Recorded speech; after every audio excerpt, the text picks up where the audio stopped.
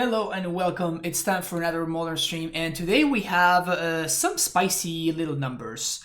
Number one, we're going to be starting with three donor lists, and we're going to be starting off with 5-color Niv, and then we have a couple of real exciting brewskis coming along afterwards. I'm going to give you a little bit of a spoiler here. We have Yorion, Jeskai Ascendancy. Yes, we're playing Tail Sand in the Cyber. I still have no idea why.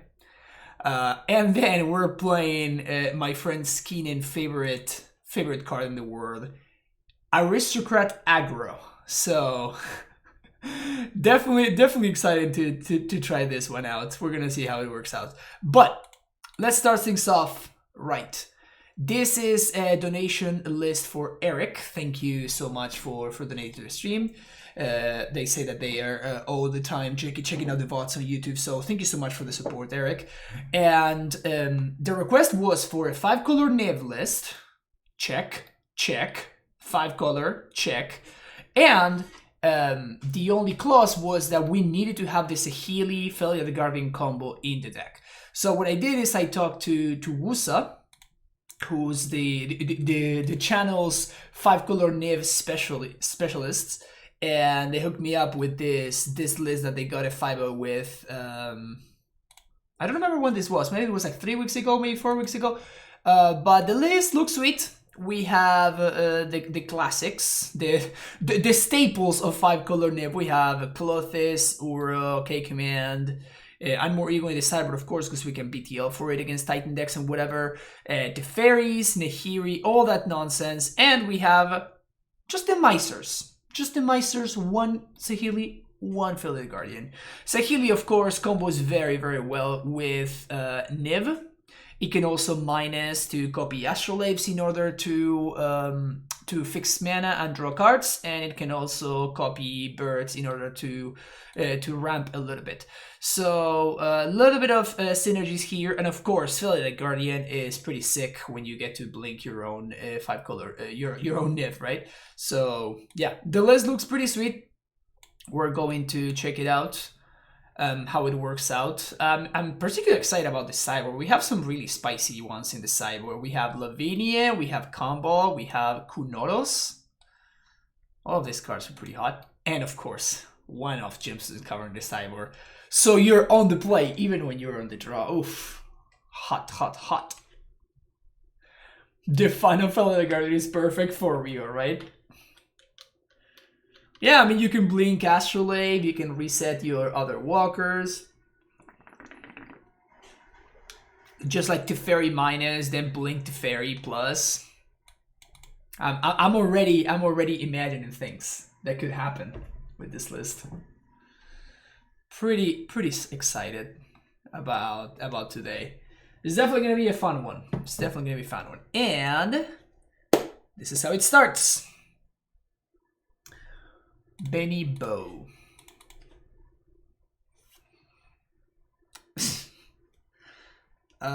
Turn 1 bird, and we have 2 turns to draw a land. This has to be a keep though, right? This has to be a keep. I am no coward. I ain't no coward. Alright. A swing and a miss. A swing and a miss. But it's okay. We're going to top deck a land off the top here real quick. It's going to be fine. And then we're going to top deck a Rain after that, so it's going to be okay.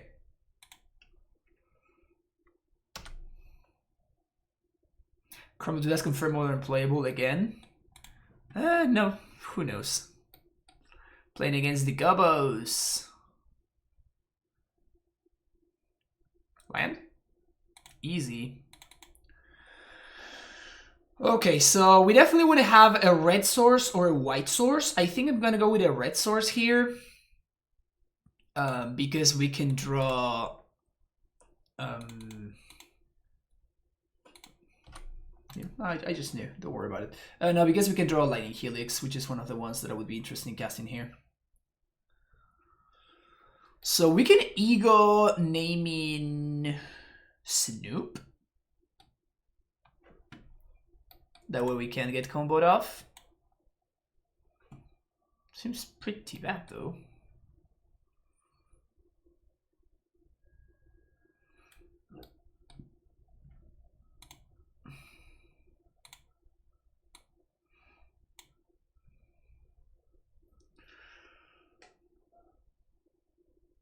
All right, chat, let's think here.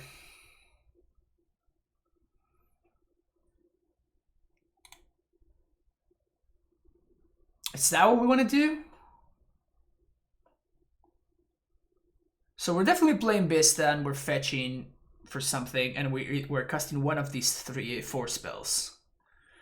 I think what we can do is we Guile, make them sack. No, because then we...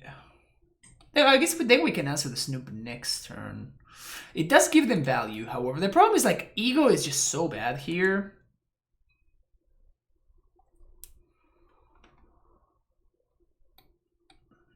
So we make them sack and we make it 1/1 and we trade.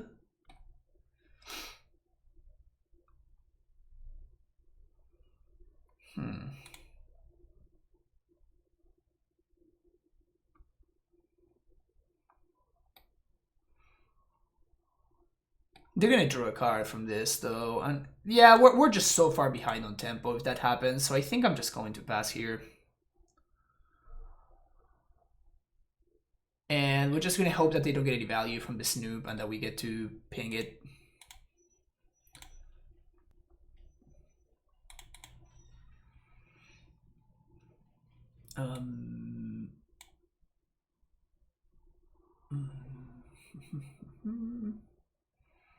Yeah, let's do black. White, black, Kaya's Guile, sacrifice a creature, create a 1/1.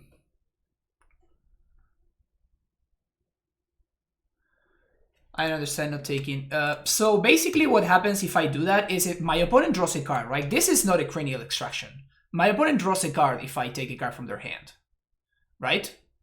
So if I do that and then my opponent plays like the 4 mana guy, then I am dealing with both of these creatures, and I'm still dealing with... Do they have double Snoop here? That's really good. I was not expecting the double Snoopy.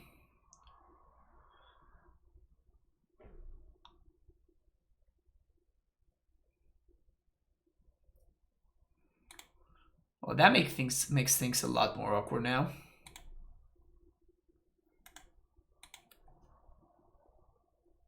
Oh, now I should have egoed. That was probably pretty bad.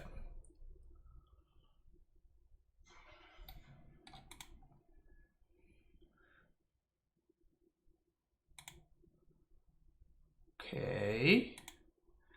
This continues to get pretty bad. So one of their cards in hand is a Mire. Oh, they just have it.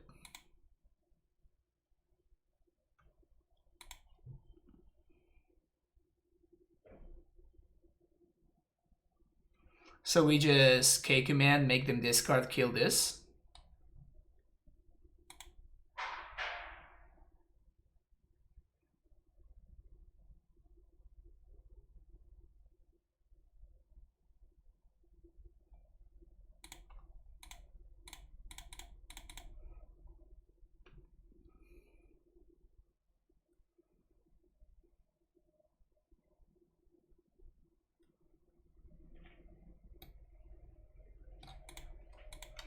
They ping me for 1. This is getting pretty rough here. I was not expecting the double Snoop. We knew about the Mire. So now they can make infinite copies, but they don't do anything, right? Because they cannot put another dude on top. So I would not be surprised if they get something else instead. So they're trying to go off next turn now.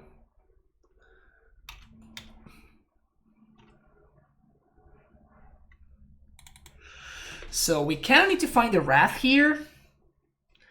So because we need to find the Wrath, I guess I have to get a white source. So Wrath of the Top is the play here.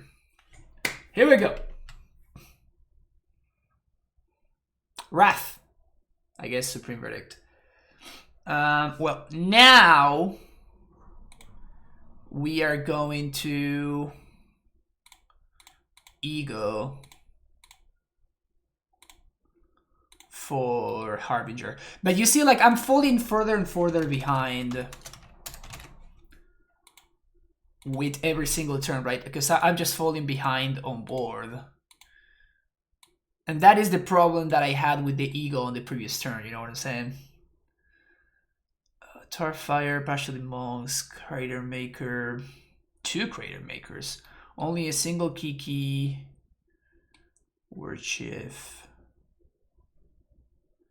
Okay.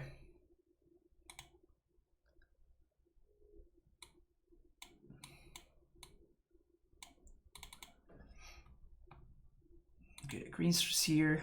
Why not take the Kiki? It's the same, right?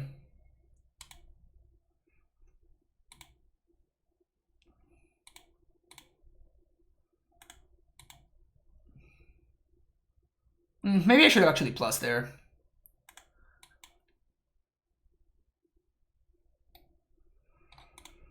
I mean, we're still not dead.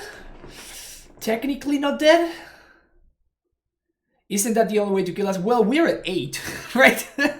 We're at 8 and our opponent has like 5 power on board. So, no, it's not the only way to kill us. In fact, we're dead next turn. We're dead this turn, actually. Maybe I should have named Sling Gang, but if I name Sling Gang, then they can't... Yeah, this is actually just lethal. If I name Sling Gang, they still can... they could have a Mock Fanatic. Most lists don't, but I don't know what list my opponent is on, so... We definitely want the Clarion. Gonna be on the place, so we don't want this.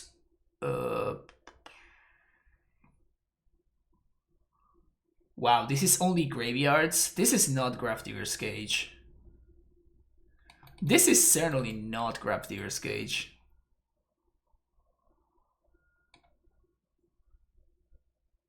This list is not prepared for Goblins. I guess I do. Like, it's still a 3-3, like, Vigilance, Menace, Lifelink, so it's like, it's still okay, and Ego seems pretty bad in the matchup.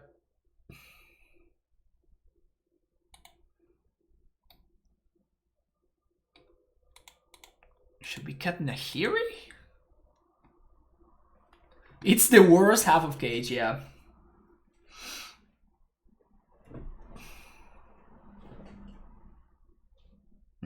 I guess the Fairy?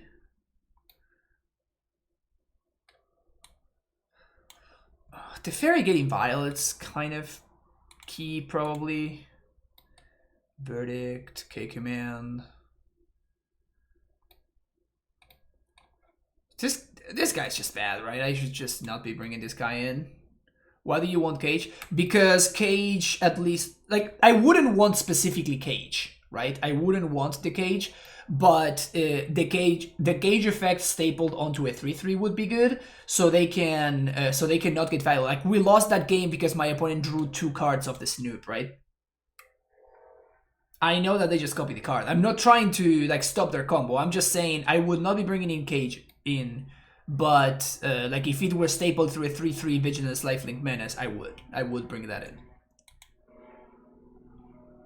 So that's what I'm saying. I'm trying to see it, with that part of the effect of Cage being the one that's not in the card. I think I'm not interested in it. Like, I'd rather have the rest of my deck.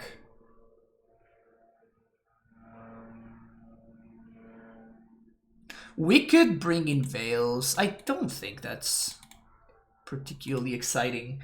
What is particularly exciting, however, is this hand. Seems like a fine hand. Turn 1 Birdie, then turn 2 Astrolabe, or hopefully something good. Poor Doggo is still a good boy. Yeah, Doggo is, it's okay. It's an okay boy. Let's put it like that. It's an okay boy. I guess I'm just going to, like, Breeding Pool here. Nah, I'm just going to get a basic forest here.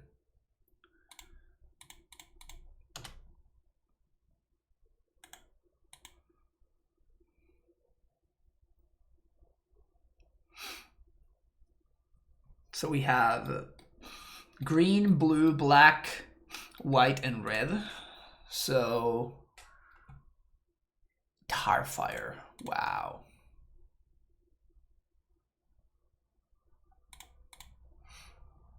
Okay. All right. So we have a bunch of 5-drops. If we get to turn 5, we're gonna be in great shape.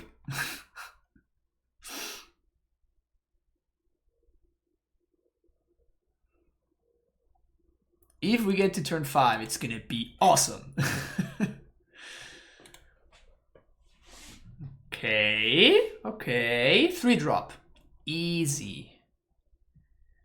Easy. Okay, so what I think I'm gonna play Vista here and get a white source.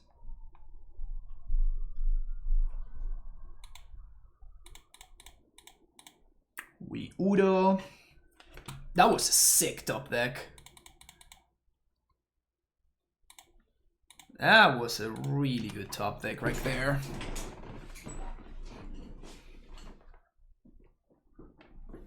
The best top deck card in Modern. It was a pretty hot top deck, I'm not gonna lie. So now we have access to Niv next turn.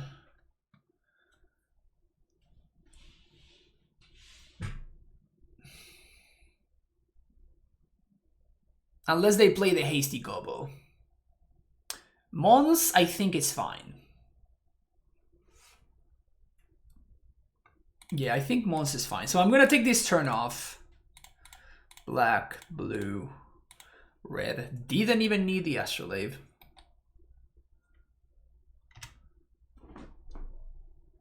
Helix. Classic draw 4. 6 mana, 6/6 draw 4. Let's go.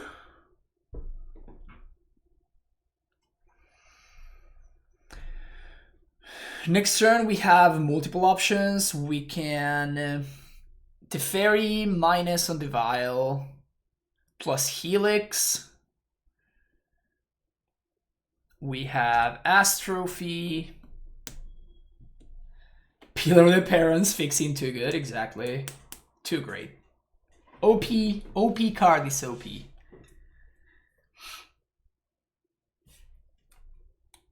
Okay, so as long as we have time to cast all of our spells, we are going to be fine.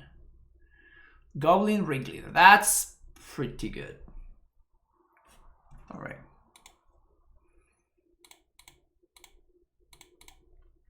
It's only a draw 2. It's not the end of the world.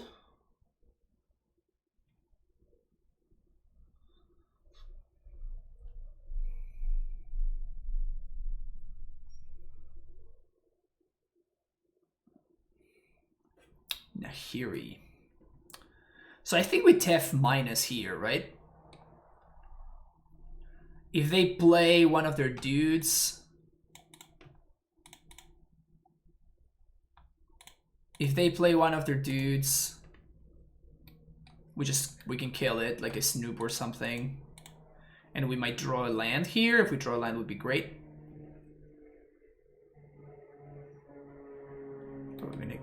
More War Marshal. But this forces my opponent to do things main phase, I guess. Yeah, there's a Snoopy. Snoop. Ugh. Well, I guess we main phase kill this? They get to ping that fairy because of Mons.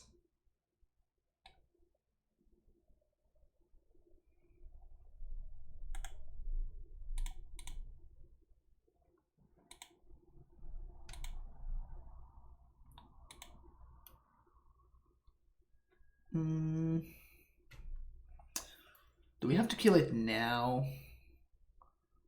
Honestly, I feel like we kind of have to kill it now.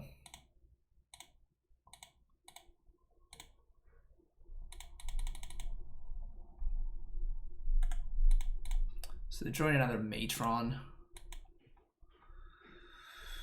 I think I want to serve. My opponent's on a 3-turn clock. And next turn we get back Udo. So I think we want to try to win the race. If anything, we can just go get the sweeper. That deals 3 to everything.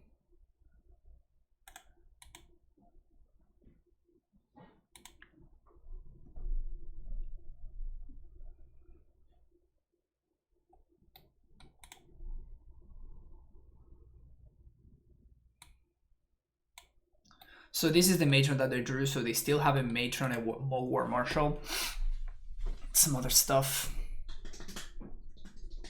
I think we just win the race here, though, right? I guess they could have the sling gang. War chief. Well, that's interesting. Heh, heh, heh, heh.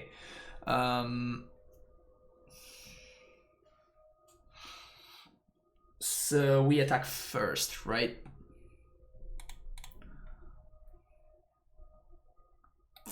Pretty unlucky.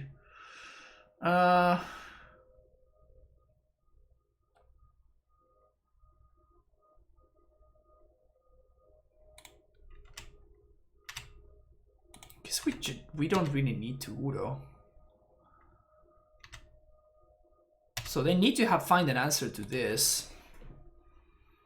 No, because I deal 3 damage to everything, and then with the 3 pings, they kill my dude. So that doesn't quite work. So now that I drew the K command, or I guess I can double trophy?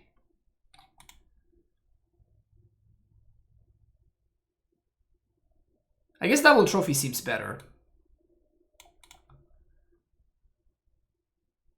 I don't think I can realistically lose if I hold up double trophy. And we just lethal them next turn. So I think we're fine here. Unless something really crazy were to happen. Yeah, how's it going, Sam? Well, your name is super blue today, I don't know why.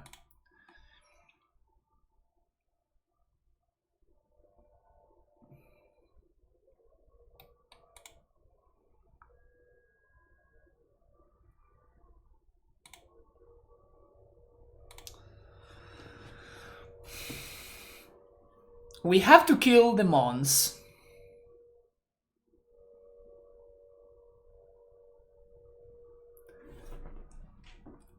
I think we kill here and blow this up.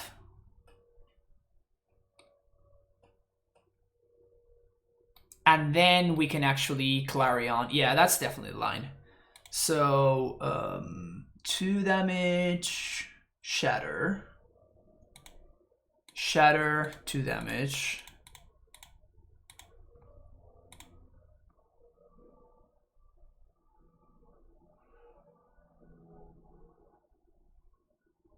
So they're gonna get out of 1 attack range, but I'm just going to Clarion and I'm gonna clear the board against 6, because now they actually cannot kill my Niv. So yeah. What's Falkenrath aggro? It's it's a spicy little number that we're gonna have coming up pretty soon. All right, so red, white, something.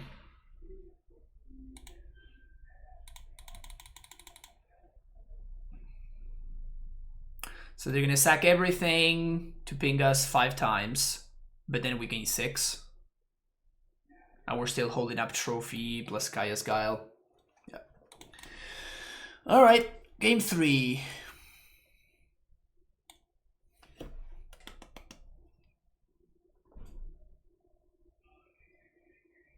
Don't think we want Veil. Don't want Veto. We want the gemstone. Probably over a Fetchland? Fetchland? Ego and Sinum not good enough? No, certainly not. You folks have to understand that this is like that's the problem with the Goblins deck, right? if I spend 3 mana and my entire turn 3, 4, 5, whatever, and I don't do anything to affect the board, my opponent doesn't win by comboing off. They just win by like playing a bunch of dudes and just killing me like they won game 1. I didn't lose to the combo game 1. I lost to my opponent just having access to like a bunch of random critters in play. And I think that is gonna be always the most likely way that I win. So like Ego is just not a card that you want in this kind of matchup.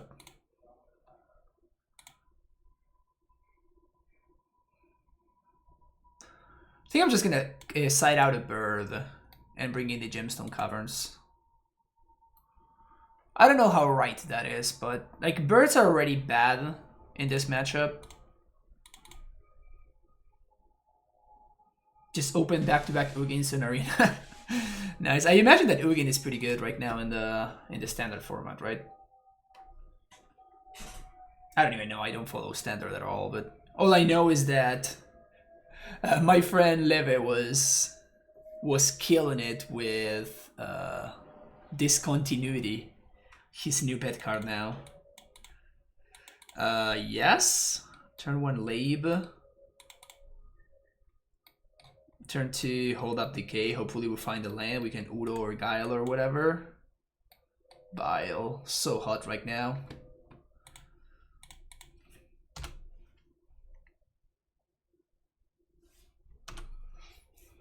Alright, so we did find our lands. It's cool.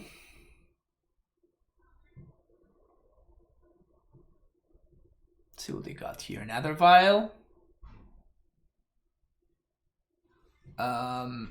I think I'm going to decay the first Vial. Basically, I just need to keep the board clear so I can make it towards my card advantage cards. So that's the only thing I really care about here. Also, I should have probably played the Overmountain there, maybe. Brutality. Okay.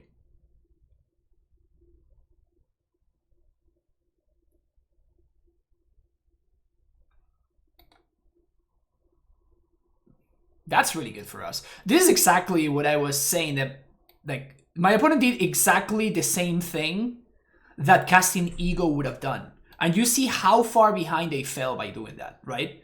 Like now, they could have been ahead on board. They could have played a Matron. They could have set up a Snoove on the Vial next turn. They could have done all of this stuff. And instead of doing that, they just cast a card that didn't do anything, right? I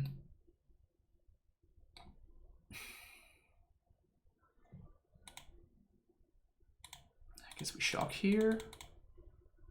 We definitely need to draw something, like something that we can use at instant speed. Because like they're gonna be able to like Matron, then Snoop and step. They're just gonna be able to like Vial on 2 is basically what allows this deck to be Splinter Twin, right? I've been saying that. I've been saying that for a while now, but that is the concept, right? That is why this deck is so good. Like now they fetch the Snoop and they can flash it in end step, and I have a stupid sorcery speed answer, so it doesn't do anything. My opponent can combo me out if they have it. It might be one of those situations where there's nothing I can do, so I just have to hope that they don't have it. Yeah, we have no instant speed stuff to do, so I think we just have to slam this Nev and yeah, just hope that for this turn they don't have it. White, black, red. This is what we got. Yeah, would have been awesome to have this in our hand.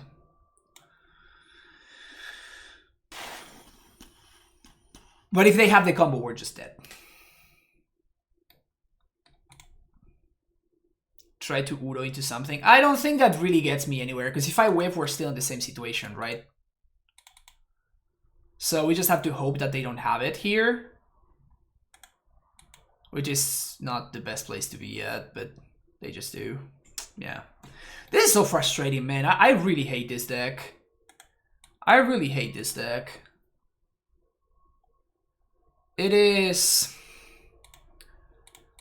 It's the same reason why I think that Splinter Twin should continue to be banned, right? Like, you just saw what happened, right? Like, we just didn't have an instant speed answer, and we're just like, well, I guess we died, and there's nothing that we can do about it. It is literally Splinter Twin, yeah, exactly. So it just... It does present us with some pretty unhealthy play patterns. That seems to be the problem, you know. Thalia to there redeeming the deck. That's pretty sick. This is why you get paid the big bucks to play this crap. Fair. If Snoop survives, they might as well bring Twin back. Yeah. I mean, it's basically the same thing, except Twin doesn't grind as well as the Goblin does. So, in a way, it's just better Twin, right? When we played, did the experiment with Everos, when we did the Unbanned series. Yo, Arkham, thank you so much for the host there. How's it going? Yeah, the deck gets hand disruption, same way as Twin got counter magic. But the thing is that the Goblins deck can grind really, really well. You saw how we lost game 1, right? The Twin deck can't really do that. Like, their beatdown plan, quote-unquote beatdown plan, is like Pestermites and Snapcaster Mages, right? Or Deceiver Exarch. So it's like 1 force and 2 1s, which you can interact with pretty easily overall. So it's pretty... Like, the fact that the Goblins deck has access to Ringleader and has access to, like, Goblin Matron, like, even their combo pieces are card advantage engines at the same time.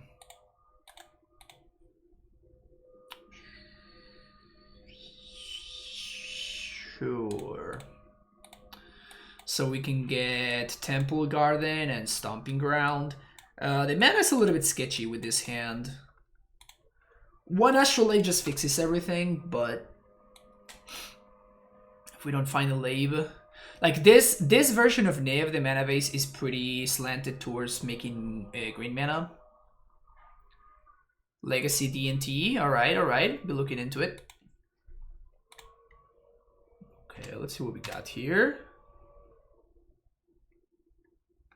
Where do we reveal? Reveal Niv Mizzet Reborn. Yeah, I kind of don't want to draw that. So we're just going to get a Temple Garden. Take the 2.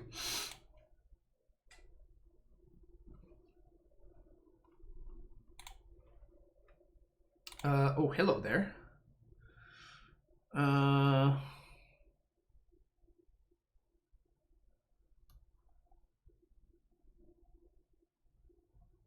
Can we do that? So we get Stomping Ground here. We have Stomping Ground, right? let me go check the mana base real quick. There we go.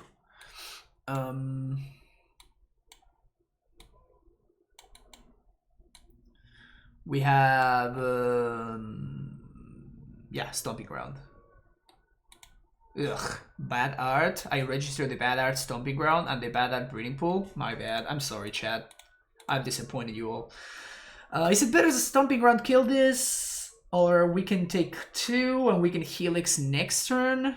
We dig 1 card deeper. I guess we can even Guile next turn, which is a little bit interesting.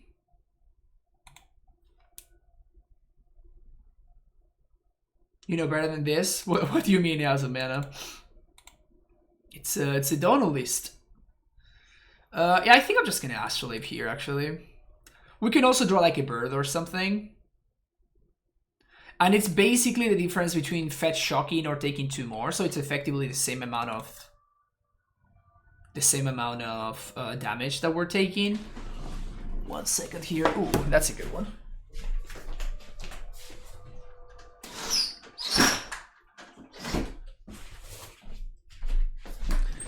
Sorry, it seems like they are doing some gardening at a neighbor's house or something.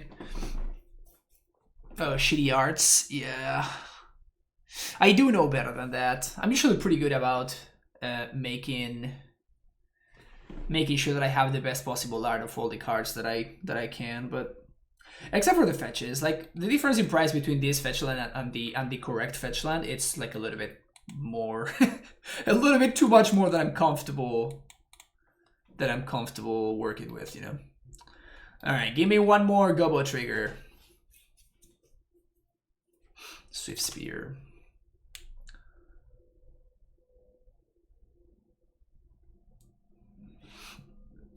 Hook me up with that land. Uh-oh.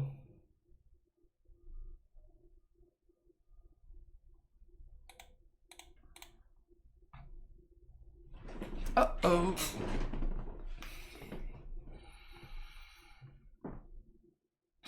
It's a lot of damage.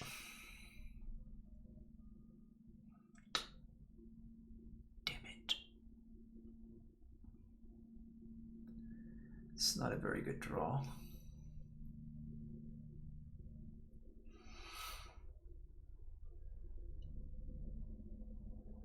I don't think we're going to be able to Udo here. I think we're going to have to dig for the Wrath. So we're going to play the Heath. And if our opponent has either a Skullcrack or... Well, I guess we can main phase this Helix here. I guess we would main phase Helix here.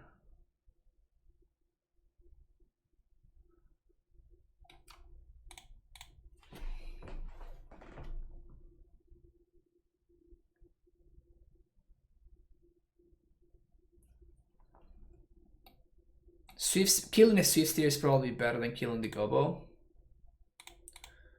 Yeah, I think we're gonna do that. This plays around Boros Charm or Skullcrack or something like that. So they're gonna give me one more look. I'm just gonna fetch a breeding pool.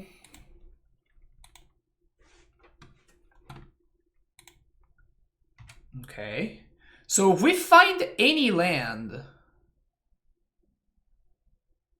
I think we're gonna be fine. But we need to find any land specifically this turn.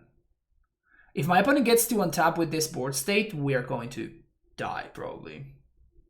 We get 2 looks. So Gobbo, hook me up, Gobbo here. Give me some love, Gobbo. Give me some love. Let's do it. Land. Kaya's Guile.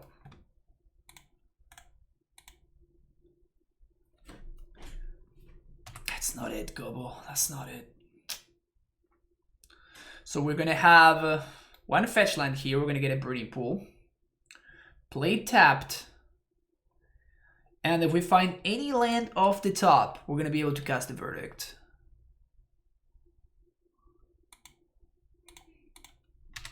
Any land.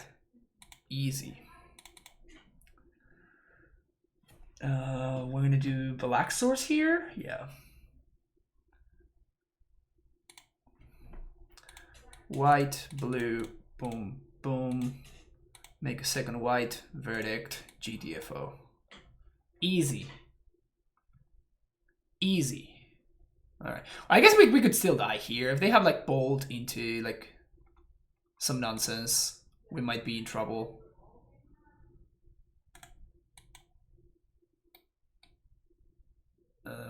Okay. As long as they don't have Skullcrack.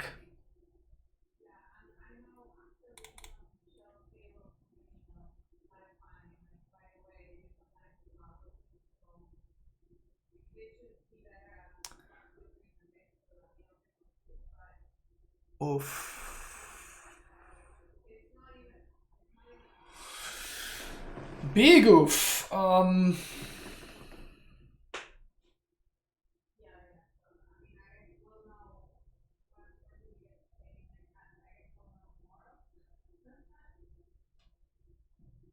We have to YOLO this, right?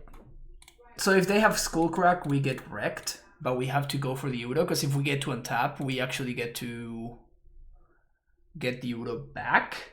Even if they have Searing Blaze, which they could, It's actually quite likely that their last card in hand is a Serum Blaze, and that's why they didn't fetch earlier. So they might blaze this Uro now. But that means that there's no one single card that kills me. Don't be Skullcrack, don't be Skullcrack, don't be Skullcrack, be Serum Blaze, no Skullcrack, Serum Blaze, no Skullcrack, Serum Blaze, no Skullcrack, please. Yes! Alright, so I think that we're gonna win now. Alright, so there's no single card that kills me, and next turn we can actually get back the Udo. Green, green, blue, blue, thanks to the Astrolapes, of course. Alright. Okay, so they need to have top deck exactly Skullcrack there. Gobo. Thank you for the follow there, Messi de Bandito. Lionel. Lightning Helix.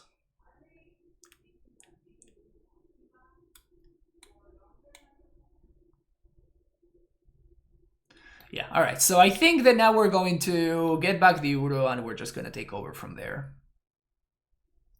So I think this game is in the bag.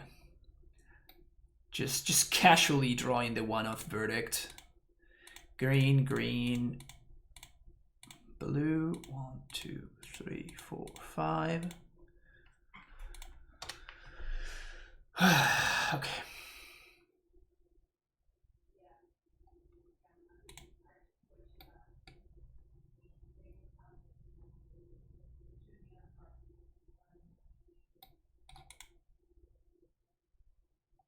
Yeah, I don't think my opponent can beat this Udo.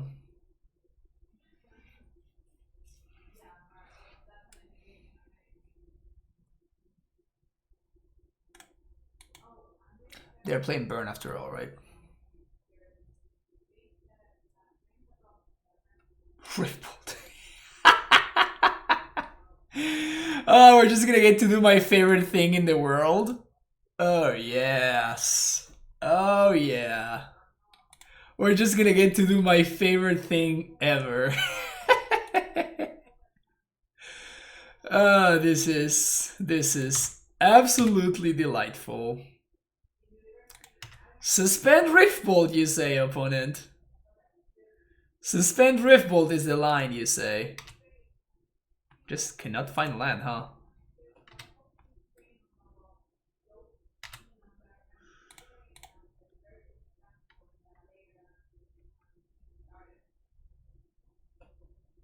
Birdie. Whoops. Goddamn, we're so fucking good. It really is. Oh yeah. Oh yeah. That's what I thought. Alright, actually winning game 1 is pretty hot. Vigilance, Menace, Lifelink. Lifelink is what all I read here was Lifelink.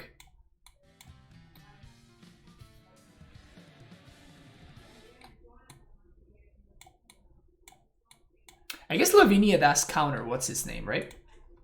Thank you for the follow, Vicent Chint. Alright, Ego, GTFO. Dreadbore is also kind of bad. Udo, Clothes, these are pretty great. Nahiri seems pretty bad. We can shave a couple of birds. Should we just shave more birds? Lavinia counters Riftbolt. Yeah, I'm not into Lavinia. Never mind. Let's do this. A Titan saves the day again. Exactly. It's the wrong Titan, but it's a Titan nonetheless. We appreciate Titans in this channel.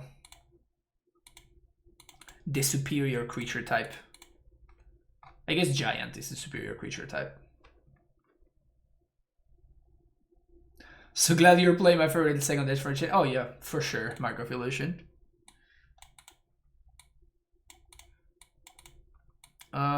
So this can find a Temple Garden. Then we still cannot cast any of our spells. This hand has an Astrolabe, so easy keep. I think we bottom this or this. think we bottom this.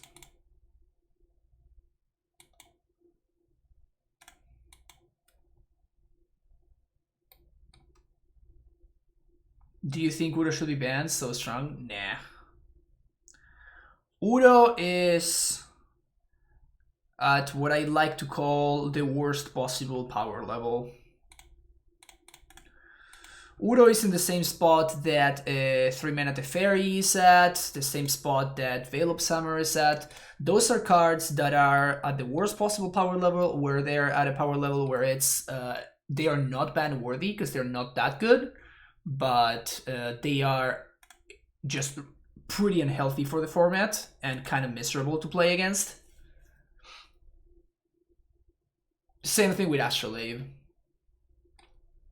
Udo's just so boring. Yeah, it is. Like I've no, I have nothing to add to that comment. That's just, yeah, it's a boring card. It's a boring card that sucks to play against, but it's never going to be banned because it's not good enough in terms of power level to be banned.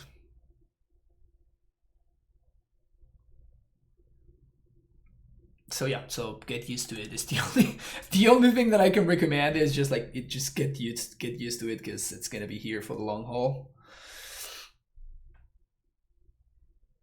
Land, please. Have the red in hand that we can't do anything with it. I think I'm actually gonna main phase this Eidolon here. Because if my opponent has a Boros charm, that is just it wins the game. Like if they can use a Boros charm to make their dudes indestructible, we just lose. So just play Udo to beat their Uro. Yeah, that's the next level play. They brought in Smash to Smithereens. Oh wow.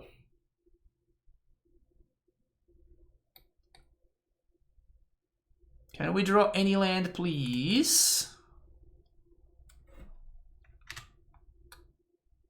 Any land? Easy.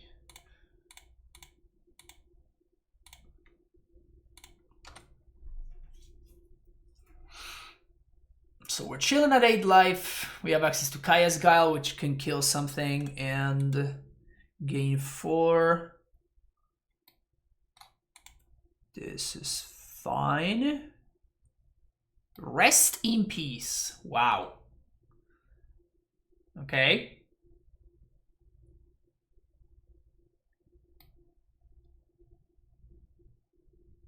Do you really want this card against against the fair Niv Mizzet deck? Like, I guess that they just cannot beat Udo, right? So they are forced to bring this kind of nonsense just because they can't beat it otherwise.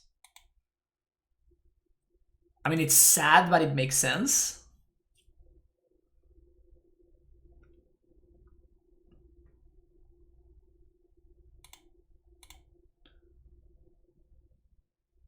I guess I should have played around Skullcrack there.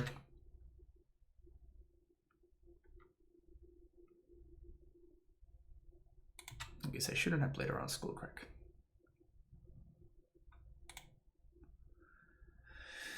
Sacrifice is a creature you gain 4.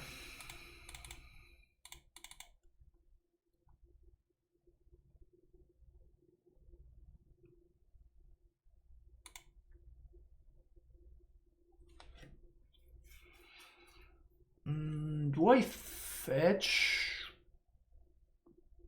I think I do fetch.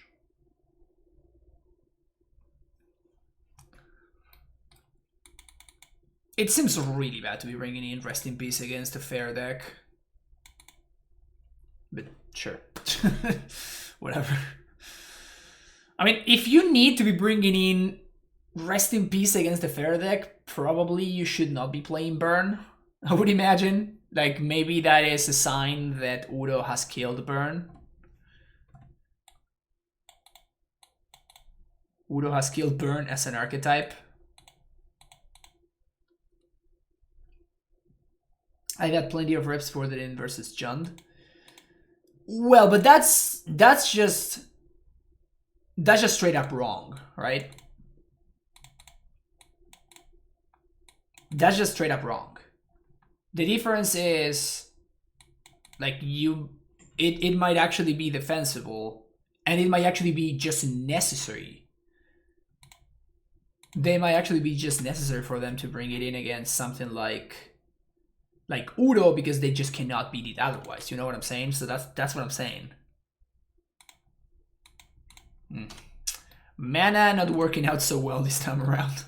I guess I should have played Pillar of the Parents there.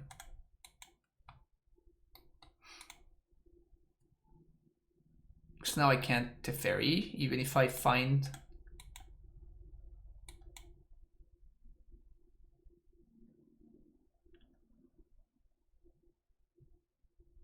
You can reach wrong people to make wrong decisions. Oh, wow. Playing against this deck? Sure. So we're going to make them sack a creature. And make a 1/1. They want to counter this, whatever.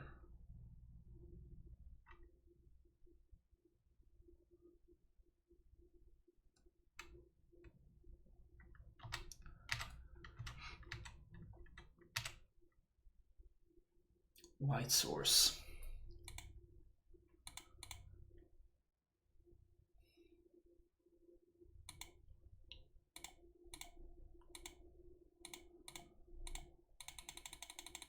They might need to force this.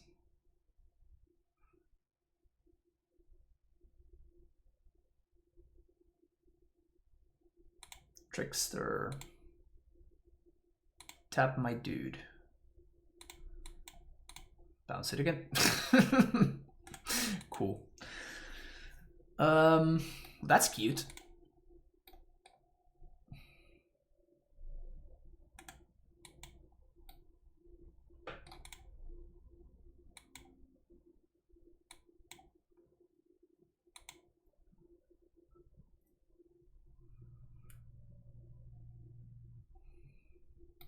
Either vial. It's fine. Plus here, we just Niv here, right? Can we Niv?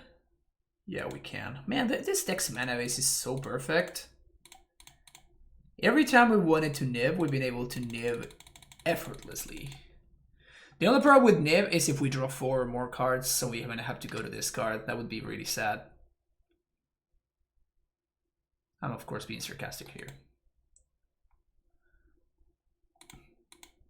Wow, we only drew 2. File for comp.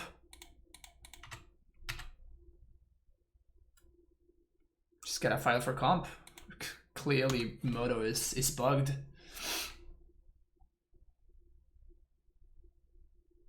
Moto confirmed bugged.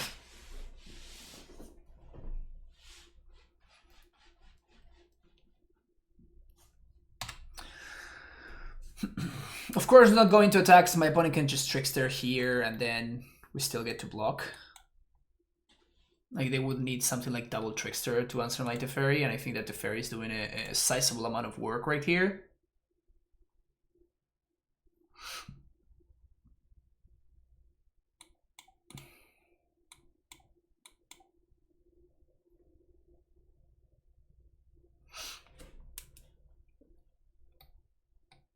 No attacks. Like, they need to play something. Yeah, it's just like, they just have to.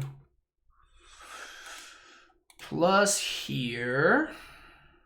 That's the easy part. Now, so many options. Such an insane amount of options we have here. Oh my. Alright, let's start here.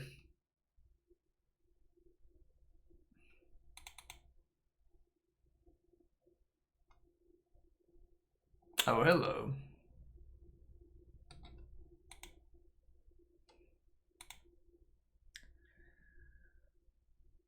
I think I'm kind of interested in blowing this up. Is that crazy? So we do black, green, blow that up, then we're holding up Helix.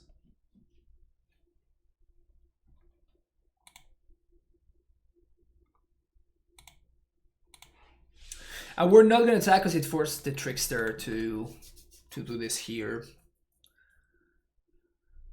But like with the Teferi in play, as long as I don't have an active Vial, I don't see how I can realistically lose. We have like infinite removal.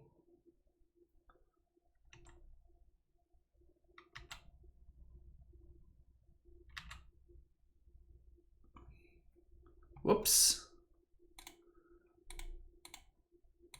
Black, green.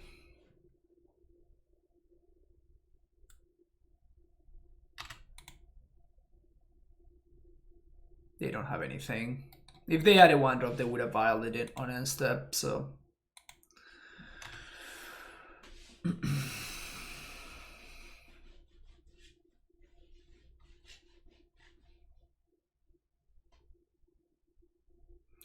If they Trickster here, they are gonna need another Lord, because otherwise I just block here and a Helix there, and the Fairy survives and we're still in great shape.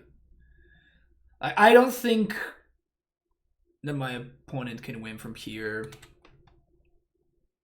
That's fine, it doesn't matter. I guess they could have another Lord. They do. But they can only attack with this guy. They can't. Oh my god. Oh no, opponent. Well, honestly, they might just be in a situation where they just simply cannot beat this otherwise. So they are just forced into clearing the Teferi however they can. So like chomp attacking just to make sure that they answer the Teferi might be good. Oh yeah, we can't block that guy. Yeah, that's it.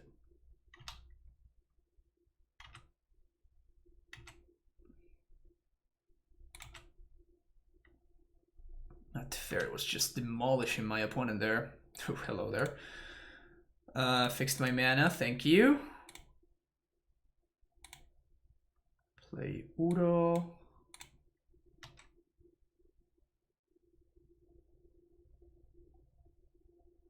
Guile.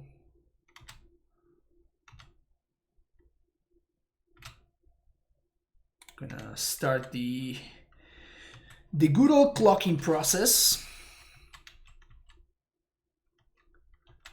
I would say that we're probably winning this race pretty handily. Trickster. Oh no, I can't counter your stuff anymore now. And more his other set of lords. I don't care about their other lords, Levi. Again, you folks are continuing to forget the fact that I have to do nothing else. Basically, I'm time walking myself when I'm casting this, right? This card is here as a one-off, so you can get it against the decks where it's actually backbreaking. So this card is not meant to be naturally drawn, if that makes sense.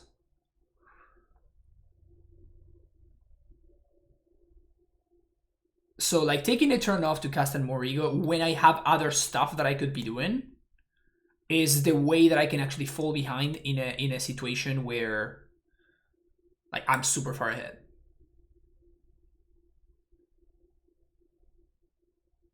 It's card disadvantage at 3 mana, exactly. It's card and it's tempo disadvantage, both of them. It's both card and tempo disadvantage. So we're gonna make it 1/1 and I'm gonna make him sack. So white, blue, and other colors. They counter this, we don't care. Maybe they do have the bribe. Hehehe. So that's called backup. So I'm gonna spend this turn to get back to just get back Uro here. I'm gonna attack with 1, so we actually leave my opponent on a 2-turn clock, on a 1-turn clock actually. 1, 2.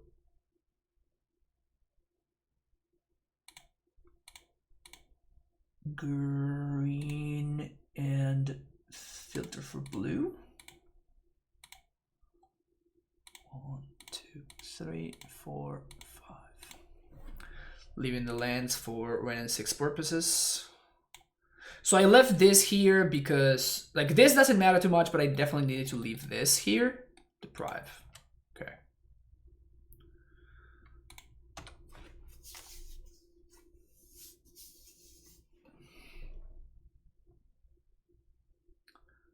Trying to process why someone on Nick is playing Merfolk in 2020.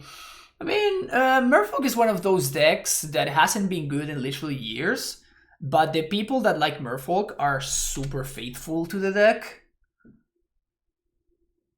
I don't understand why, but they're super, super faithful to the deck.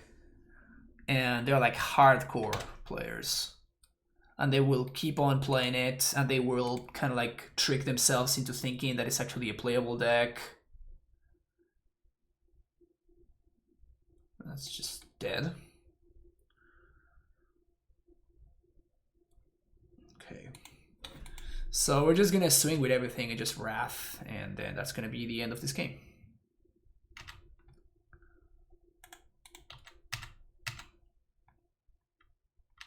Kind of like DNT. Well, but DNT has some specific metagames or some specific matchups against which it's actually good, while Merfolk kind of doesn't. Let's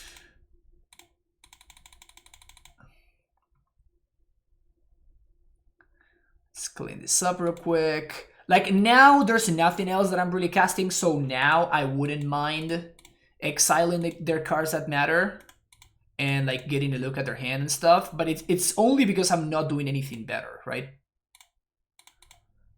Like, holding up this Assassin's Trophy doesn't really do much. I don't even know what I'm supposed to name. I guess I'm supposed to name Silvergill Adept, because this is the only actual card that does anything at all. So they have a Trickster in hand. And sure, we'll exile the other ones. Yeah, their deck just seems terrible. Like it often is. Yeah. Alright, so unless they top deck exactly the one of Deprive that they have, in the very next draw step, we're gonna win this game very easily. I guess even if they do, it doesn't matter, because we can just flashback Uro instead of casting the Niv here.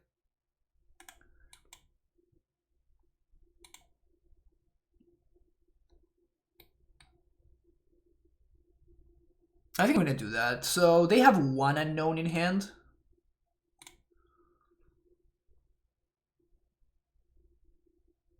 I have a single unknown. Yeah, I think I'm just gonna spend this turn to get back Udo here.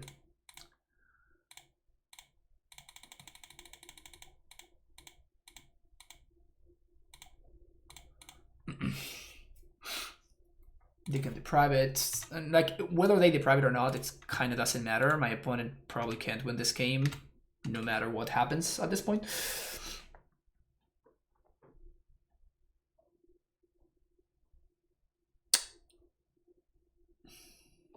Sure, you got a Trickster.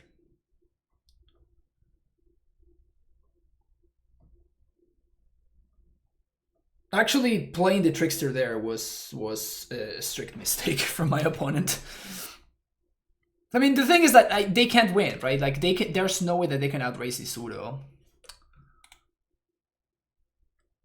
So, I mean, nothing really matters. Yeah, they're just delaying the inevitable.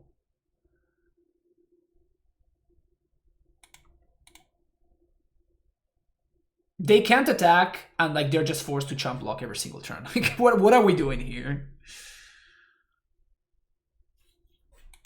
I didn't understand why my opponent isn't just backing it in.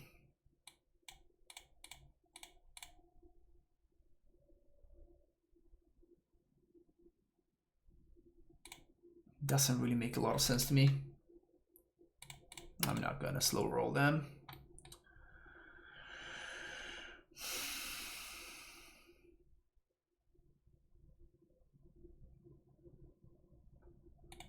Choose Merfolk as your deck, you choose the inevitable defeat.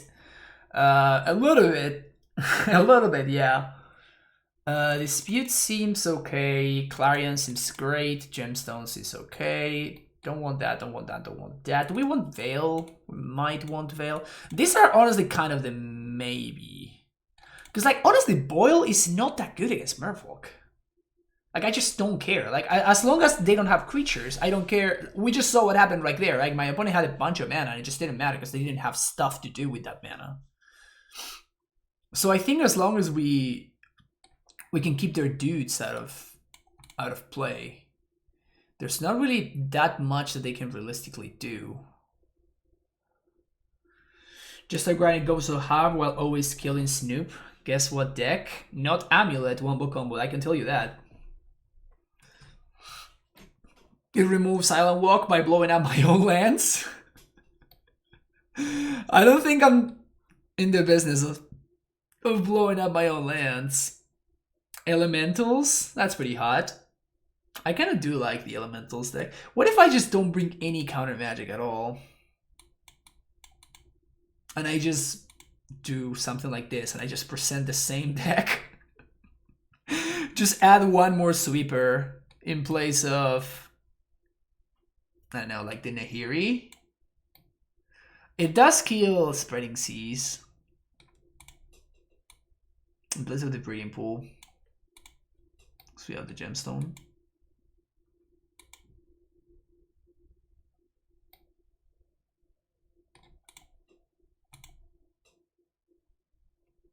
Ren is medium.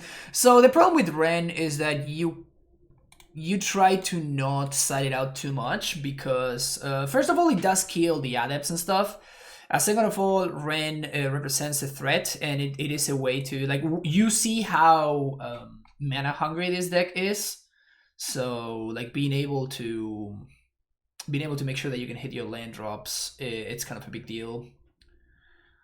How do we get Felid other than drawing it? Why do you want to get it other than drawing it?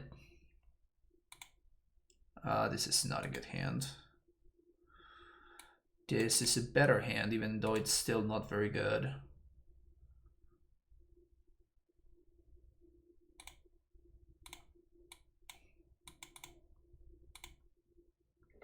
Can we bring to light for it? Yes, you can. Easy. Let's get a forest here. Play a birdie. Say go.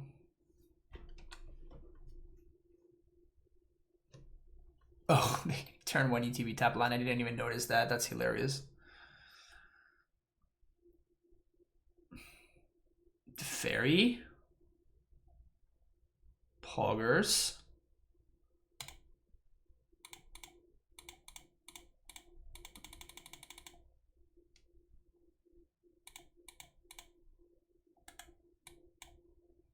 Starting a top deck. I think it was a pretty solid top deck there.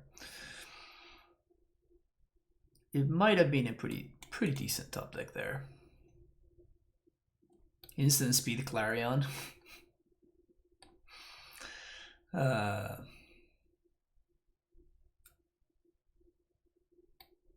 Yeah. This is another card that is just like the worst kind of power level. The absolute worst kind of power level.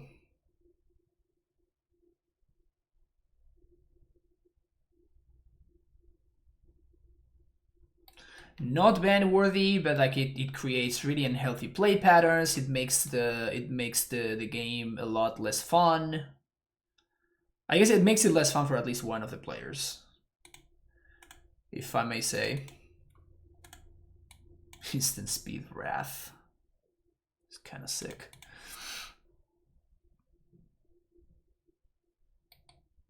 Kind of wish it didn't exist. I think a lot of people wish that it didn't exist.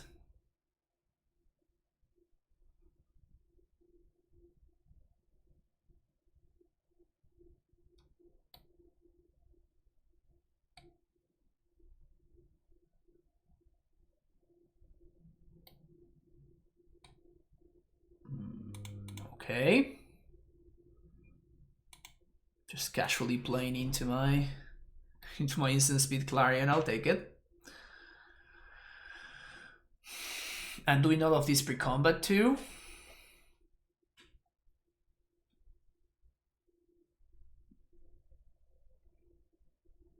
Farm plate pattern is not really overpowered, still good. Sounds like a certain lattice that they banned a few months ago. Yeah, exactly. Except that they did ban the lattice, and for whatever reason they didn't ban like all of these other stupid cards. Modern post War of the Spark sucks. I disagree. I've been having a lot of fun playing Modern lately. That's why I've been basically doing it every single day for the past like 3 weeks or something. Haven't even streamed Legacy in a while because I've been enjoying Modern a lot. So I disagree that it's bad, but it does have some cards. And every format, this is just like Magic, right? Like they just printed cards that they just didn't really figure out the correct power level or stuff, you know? So that is going to be their entire turn. So what I'm going to do is I'm actually going to Clarion here, so I kill my bird, and then the Petty Theft is going to whiff. So we're going to get basically a 4-4-1. I guess a 4-4-2 because we're going to be killing our own birdie. I'm going to get a black source here.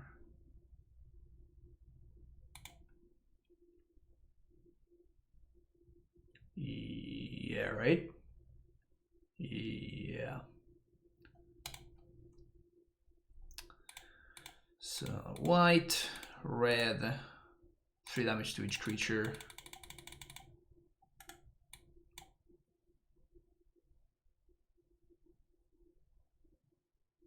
And I think it's like this bird is not doing anything, so it's a lot better for us to get rid of the borrower than it is to get rid of the to get the birdie in our hand. Nice.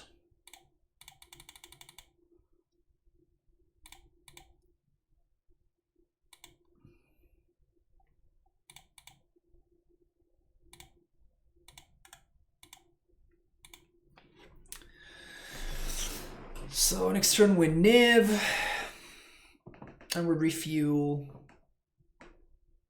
I don't think my opponent can win this game. I mean, they kind of lost this game when they registered Merfolk.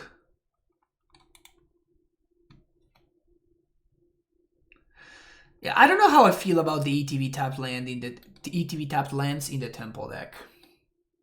There's something about that just doesn't quite add up, you know?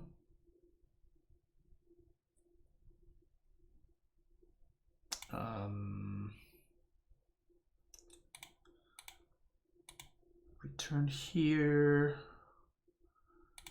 plus here, blue, black, red, green, white. Here's a card you can beat.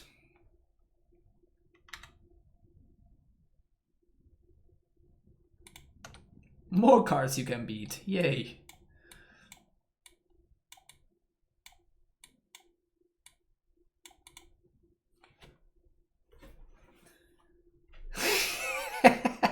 But the real winner was the friendship they made along the way playing Merfolk. Exactly.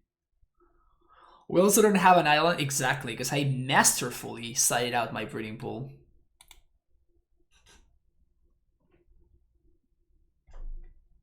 You can draw islands if you side them out. We masterfully drew our Pillar of the Parents too. So we could have blue sources without needing to do anything about it. Just tight place all around. Tight place all around. Can we get there? Like in black source? Sure. Plus there, we just can't help it. We just have to go to this card. This is so sad. Guess we don't have to go to this card.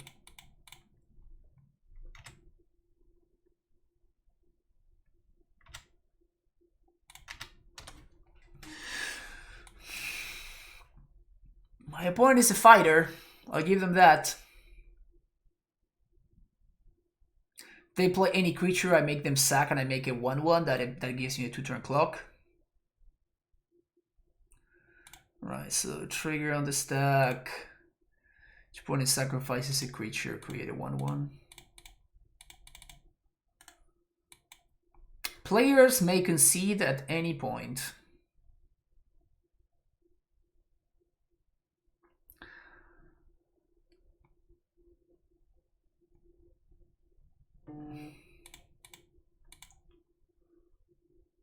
I love that meme.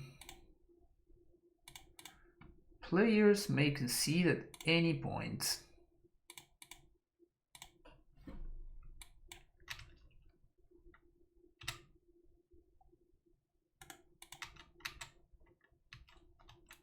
Rule 104.1a.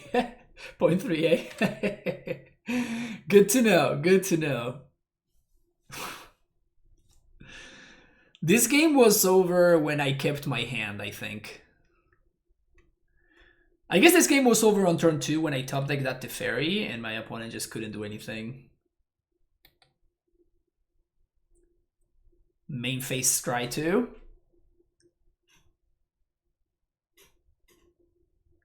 Yes! Yes! But who is the real winner, huh? Who is the real winner?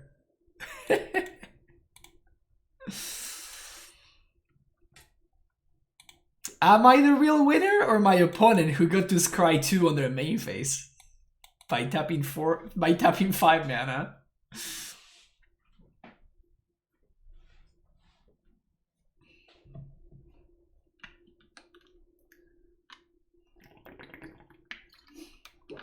Didn't get to scry, your deck is inferior, yeah, clearly. Oh, it's good stuff. I think making fun of Merfolk will be an evergreen meme in this channel.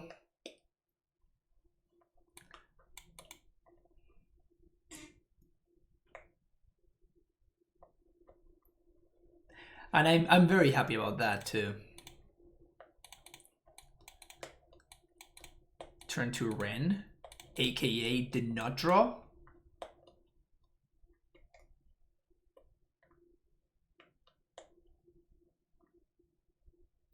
Making fun of Merfolk is a very popular mechanic in Modern, that's true. That is true. So I guess I want to play one of these because we might be...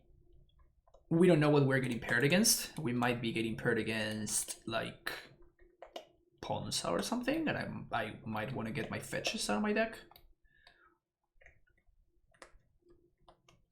Burn! I guess it could also be... I'm gonna go with Burn, but this could also be like Mono Red Prison or whatever.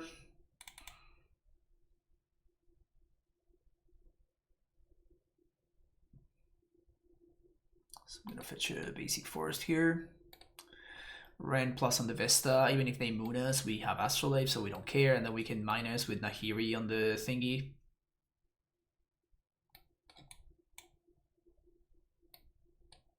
Forest.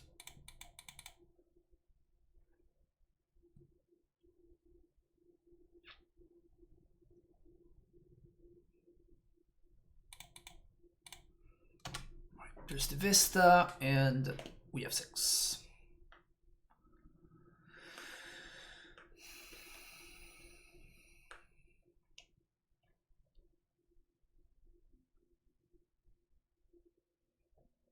The only big tournament I have won was with Merfolk, but years ago. Yeah, I mean, Merfolk had its time when it was good, but it hasn't been good in literally years. So I think we probably have to main face kill this Kiln Fiend.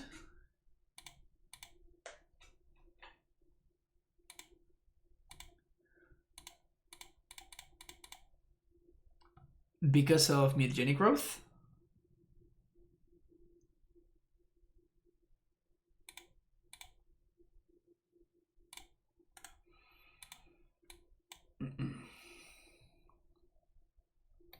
Discard a Lava Dart for value. Sick.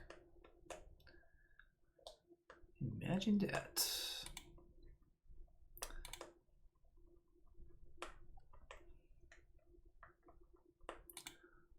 Stage has been successfully lit up, opponent. Oh, hello. I was gonna Nahiri, but I think getting this guy going is gonna be... I guess this gal. I think it's a woman. I'm not even sure. So many delightful options. I think Clothis is the line. It definitely is Clothis, right?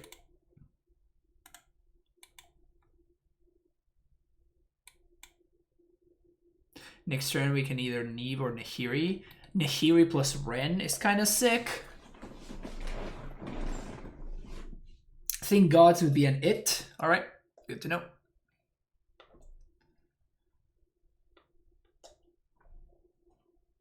Life gain is cheating. Facts. Alright, they hit their land drop. They're probably gonna... Well, hopefully they don't play a dude. Like, Swift Spear would be kind of annoying. Alright. Gonna bolt my Ren. Okay. Oof. Oh, yeah. So I'm gonna target the Lava Dart. My opponent can sack a land if they want to fizzle the Clothis effect. They didn't. But what I was gonna say is I'm going to exile their graveyard and make a 1/1. And I think I should do that right now.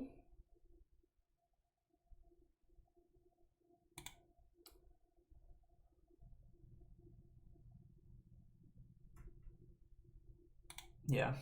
I guess I can sack it, dude. Yeah, let's actually play Death.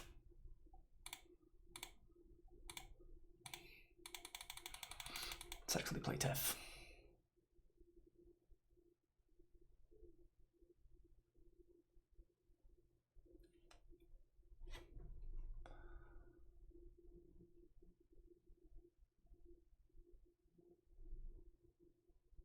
Because even if they find that if they play a Reveler, we don't care too much, right? We just make them sack it, and we just outdo everything that they could do. 2, 3, 4, 5. Yeah, they have exactly Reveler mana, but it doesn't really matter too much.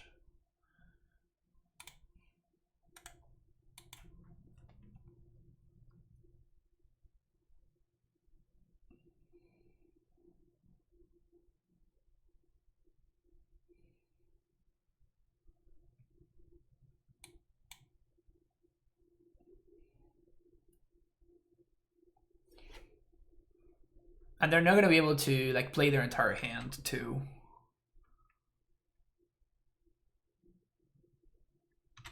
Soulscar Mage. Yep, it's not Reveler mana, baby.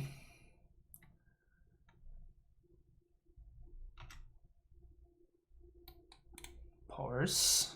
Alright, so this should be GG's now.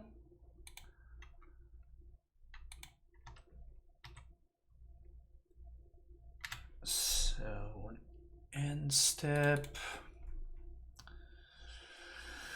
Fetch for tapped blue.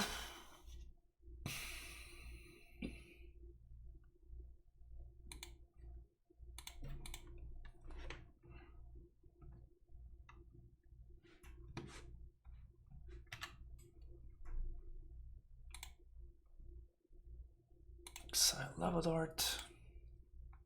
Clothis is just such a silly card. Jeez. Such a silly card.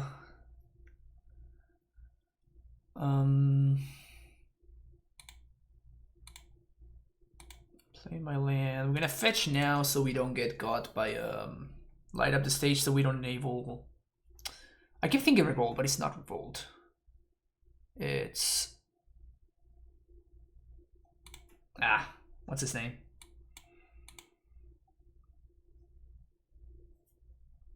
This spectacle. There we go. Clothes is like big sun dropped left that also clocks them exactly. I think I just plus here, and then I'm going to Kaya's Guile with Entwine.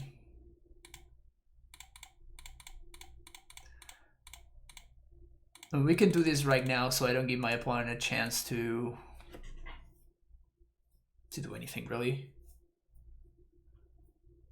So if their last card is a Reveler, they're not gonna be able to cast it for a good while. So up to see me playing this. Like, yeah, it was a dono list, so we're having fun with it. I honestly really enjoyed this deck specifically. I think it's a lot of fun. So many decisions every turn, and it just plays fun cards, you know. Like, this is a fun card. This is a well-designed card for a change, you know. You're in Ascendancy Sim School? Yeah, that's gonna be coming up second, I think. Lava Dart. Okay. So let's exile the Lava Dart.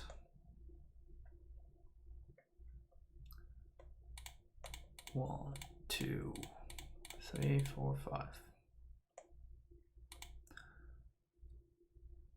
Bunch of stuff. Gonna have to go to discard, so I'm gonna keep plussing this baby Tef. Get in there, you.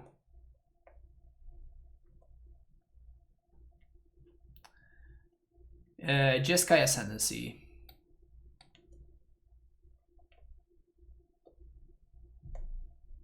Is there a Simic Ascendancy? Andrea, thank you so much for the sub. Welcome back to the Primetime Stronghold. And yes, I'm literally the last player streaming Modern in the entire world. So you do well in supporting the last Modern streamer in the world. Thank you for being here, Andrea. I appreciate it. Okay, so we want this thing, we want this thing, we want this thing. We want this thing and this thing.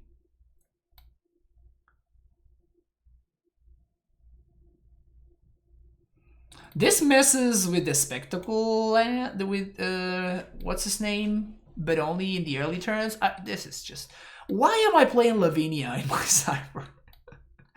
This has to be only against like force decks, right? It's the only reason why it's here. Doesn't seem too great.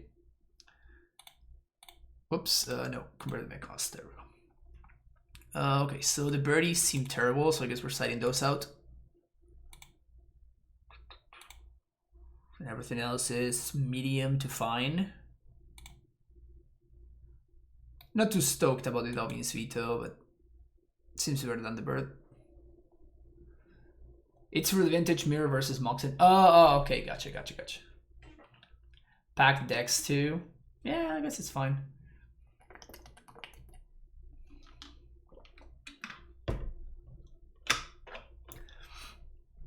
Yeah, I guess against Nasam is pretty hot, right?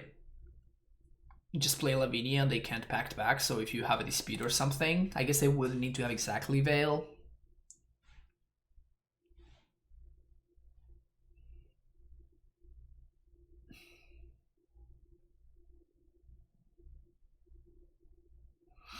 It's good against any Cascade decks. I mean, are there any? Are you really bringing in Lavinia against Jund?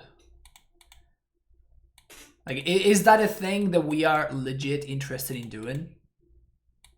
There's no way, right?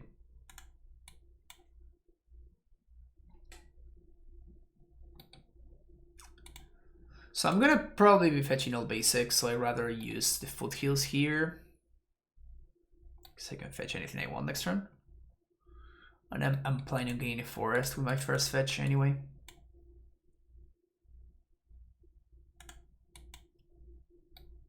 Not a good card. Like living end? Is that what we're doing? Living end is what we're taking against. Ugh.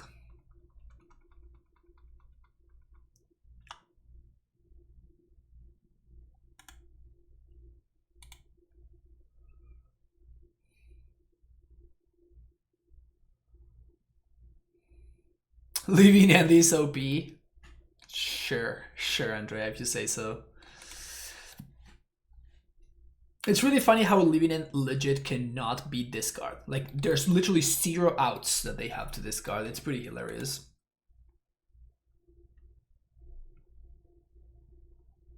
Here comes a shit ton of damage.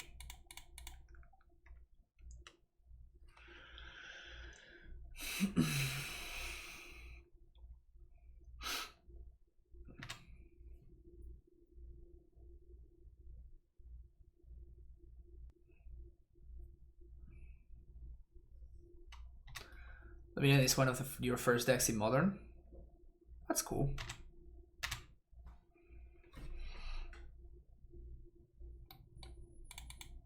Guess we're not attacking with that Swiss Spear. We get a black source. Okay, so whatever we pick, we're not gonna be able to cast something. So I guess I'd like to get the Plains because of Lightning Helix, which is probably my best draw. And now we can't cast the Dreadbore, but we can still cast Trophy. We can cast Veto, land. Kinda sucks. But I have to do that. Because I can't afford to keep missing land drops here. Or I should have gotten the other fetch, by the way. That was a mistake. Because I could have gotten dual there. Next turn. I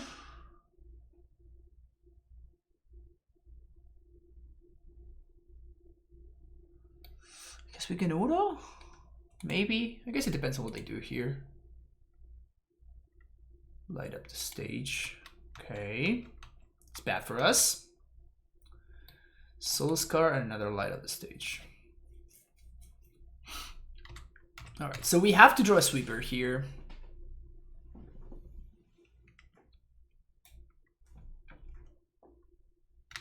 Going face with all correctly. Going face with all. Okay. K command.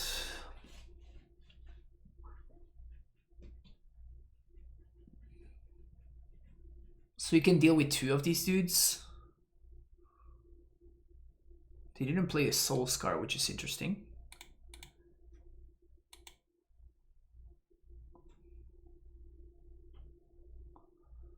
They didn't clock the Ren. So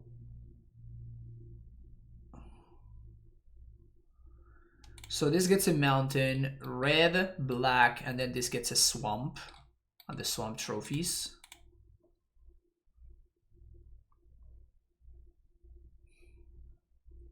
And I'm gonna kill both of the Swiss here because they're hasty, and Teferi, it's like a momentary answer to one of these. It's at least like a sort of time walk effect. Definitely punted by not fetching in step. It would have made my mana a lot easier.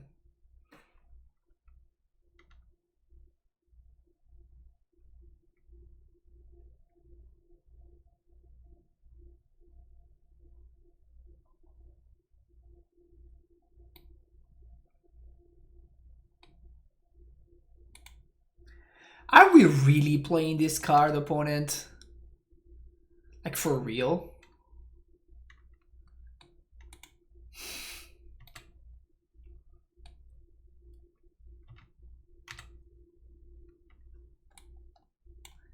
That seems so bad. I mean, I'm technically not dead, huh?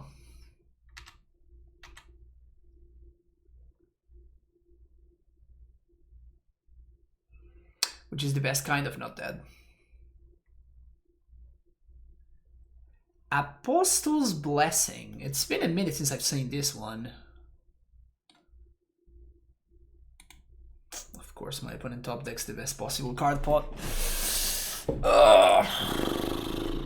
The best possible card.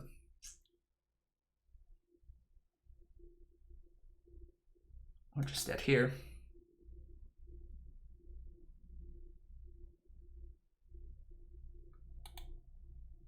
Yeah.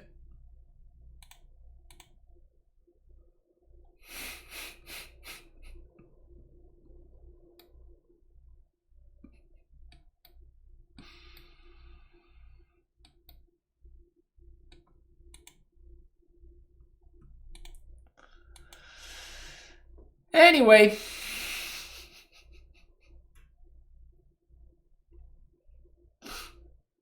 These controls decks suck.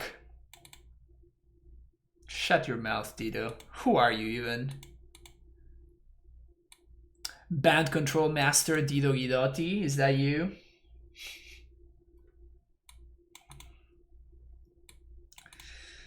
The Band Control Master.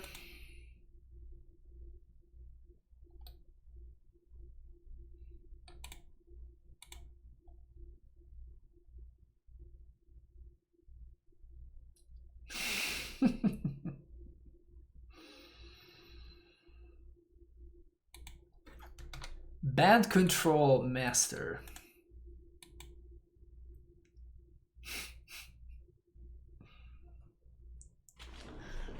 Right, so we're gonna get a black source here. Actually, no, we're gonna get a Temple Garden here. It's actually pretty rough.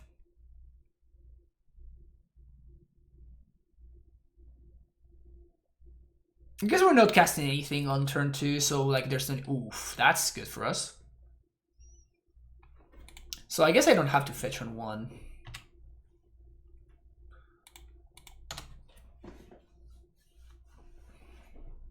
Okay, so now we're gonna get a black source for sure.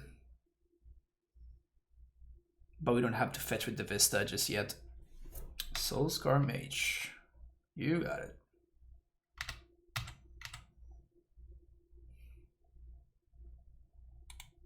Soul Guide Lantern. Oh, wow. They have to exile their own thing. My opponent really is in the business of overboarding.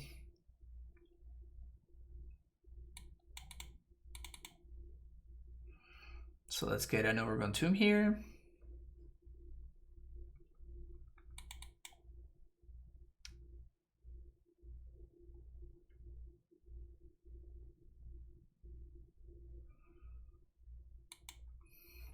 I cannot wait to get Bloodmoon next turn.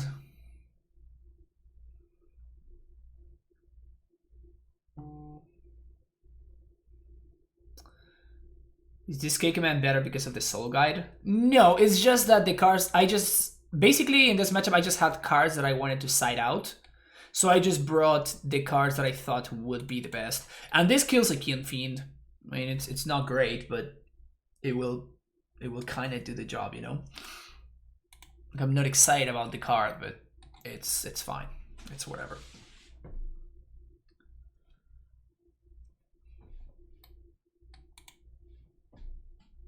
I also should have fetched main phase there. That was a mistake. See if I can make it in time. Nope. Should have fetched for a basic plays there. Swift Spear.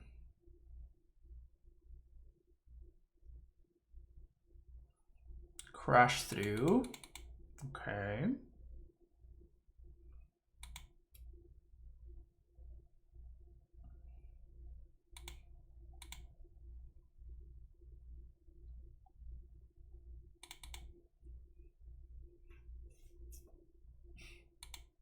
So we're going to Guile game 4 and make them this sacrifice.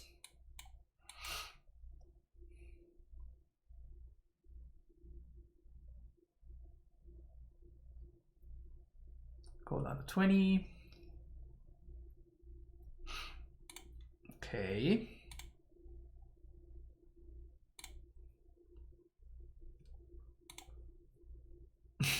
All right. Revista flooded.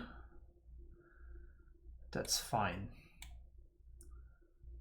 Let's get a green source.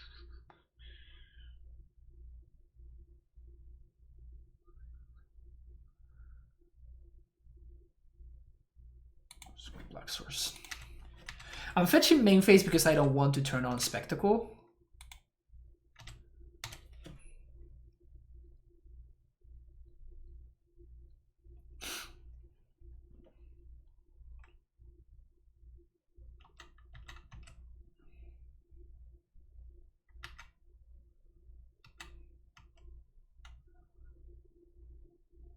So we're gonna get spectacle here most likely. Oh, kill fiended. Cool. So I guess I hold on to this thing. So white, blue stuff there.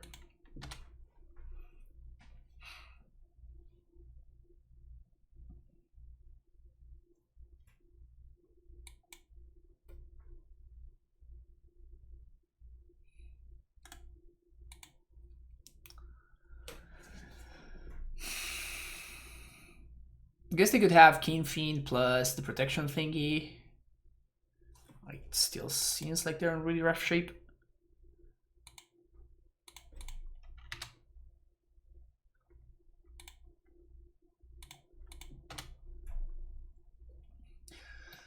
Would really love to find like an Uro or something.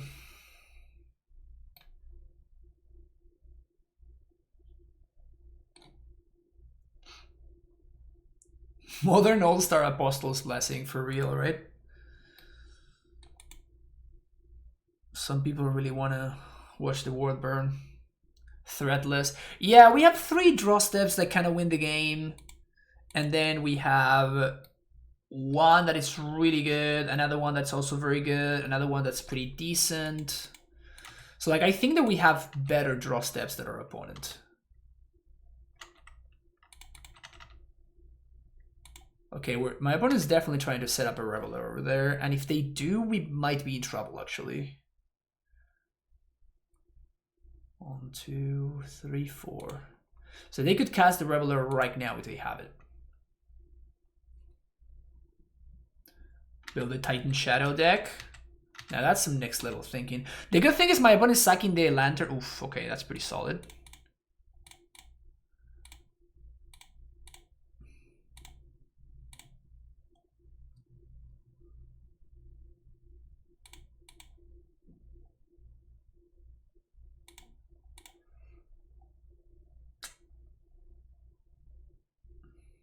Punished. That's okay. Discarded the wrong thing. I was trying to just save my life total a little bit, but kind of punished myself there.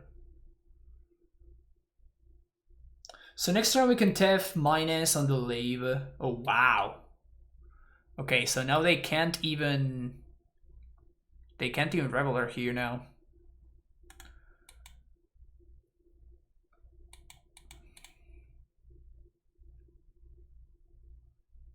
Oh, hello.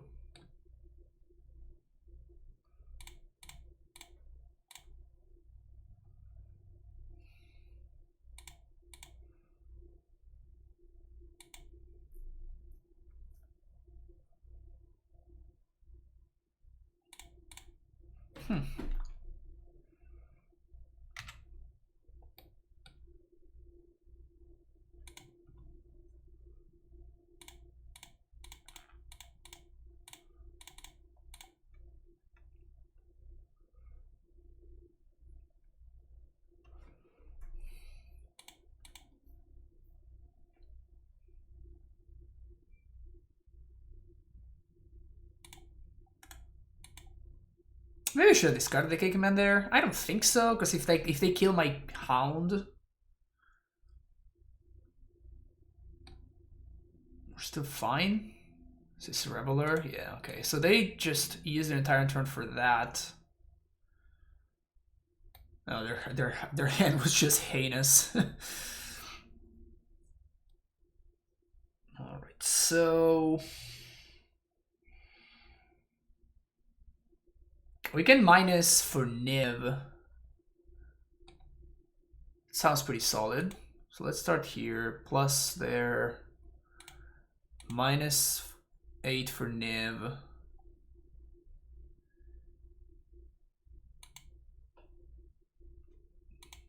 Maybe we can find Udo off this.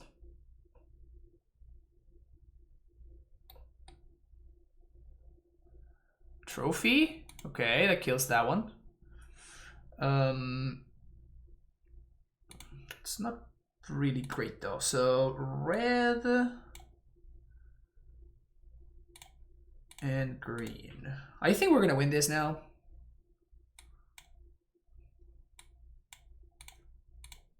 It's gonna take an obnoxious amount of time, but we're gonna get there. Nostril leg. So we're gonna gain 3 with this guy. I'm trying to see if we can find an Udo or something. Yeah, Hasty Knave that bounces Sand Step and we can recast it again next turn. It's pretty hot, not gonna lie. We can also BTL for something. Hands pure gas, so probably don't have to.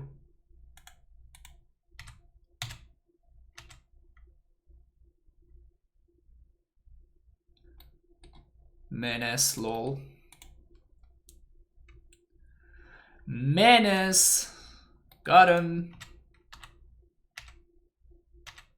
Nib comes back. We don't even have to go to discard. Oof. Fire! Straight up gasoline.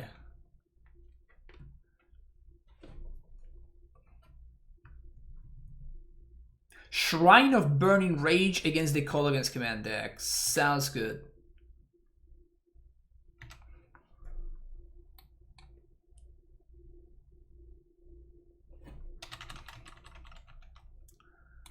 Black. I guess we can fetch for a basic mountain here. Because we're going to make the discard. So 1, 2, 3. Destroy artifact. Discard a card. Nice shrine.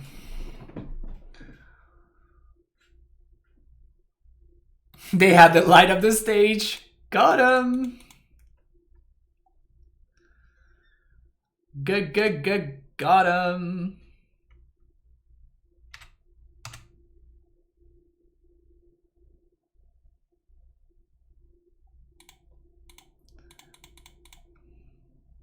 They didn't know about this one, so I really hope that they cycle the Sunbay Canyon and they draw a Blood Moon. Just for some justice served, you know? Alright, down to 3.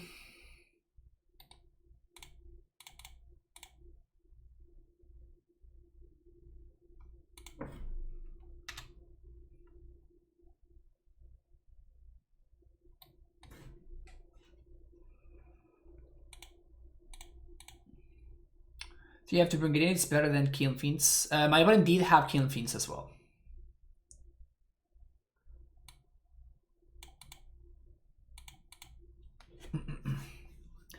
Down to 3, up 2 million. Yep, that sounds like Udo, right? Alright. The Hound wasn't bad there. The doggy was kind of cool. It did some stuff and some things. Turn 1 Breeding Pool, depending what we're up against, we can turn 2, whoops, either Tef or Udo.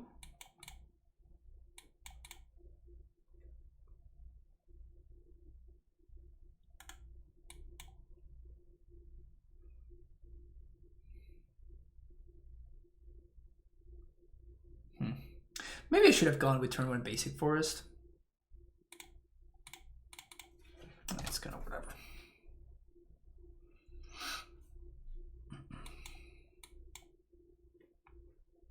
Jundo?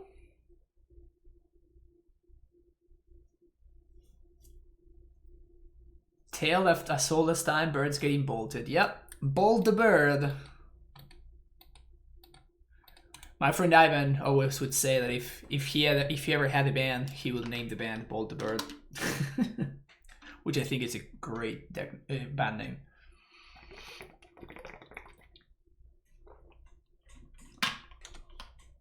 They have to take the Niv. I don't think there's any real way around that.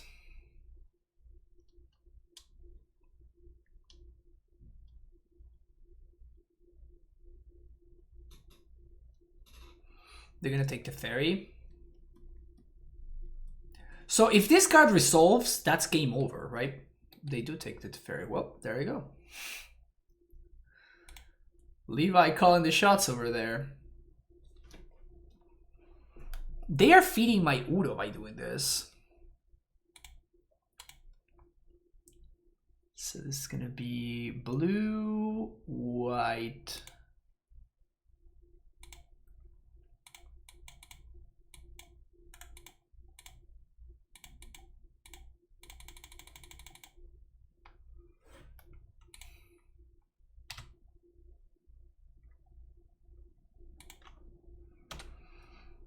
So we can cast Udo next turn.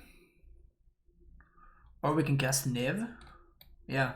Like, they need to answer both the Niv in my hand that they know about, and they also need to answer the Udo in my graveyard. There's no way they can win this.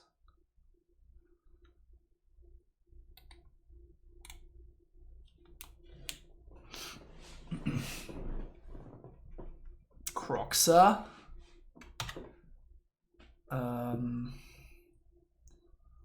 That's kind of brutal, actually. So I guess we go on the Udo train, right? Because if we skip on a land drop, it's just devastating. And we need to fetch right now for an island, because if we top deck an island, that would be really bad. Because we can find another basic forest, but... So now we're gonna be short a black source or a red source.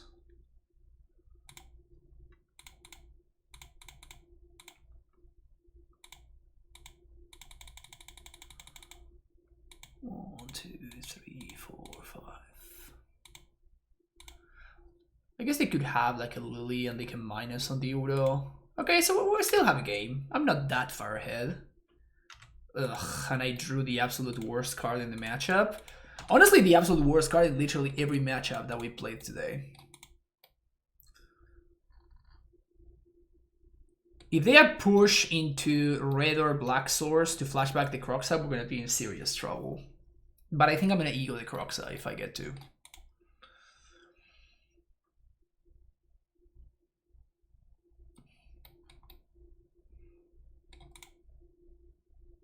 Don't have the push. Sweet.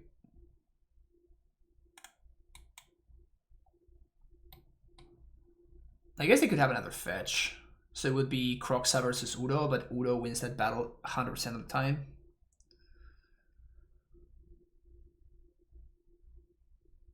Because we're up cards with every exchange. That seems to be the line. Okay, so do we want to play the bird? I think I'm going to discard the ego here, right?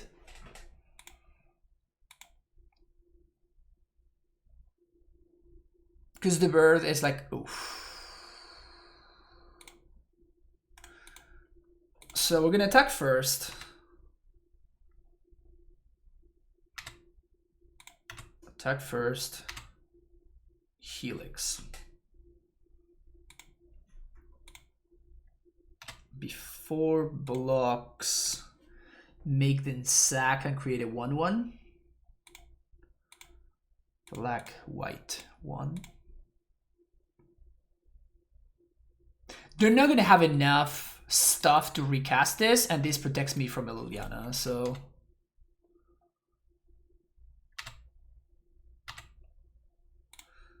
Even more Liliana protection.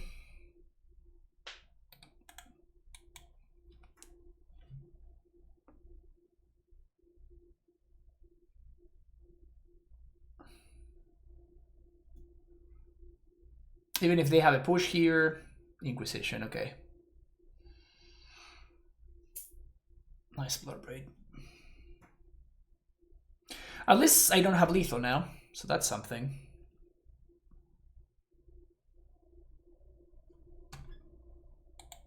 Yep. Udo too strong. All right, Veils, thank you. It's kind of it though, right? I kind of want to side out all my birds again.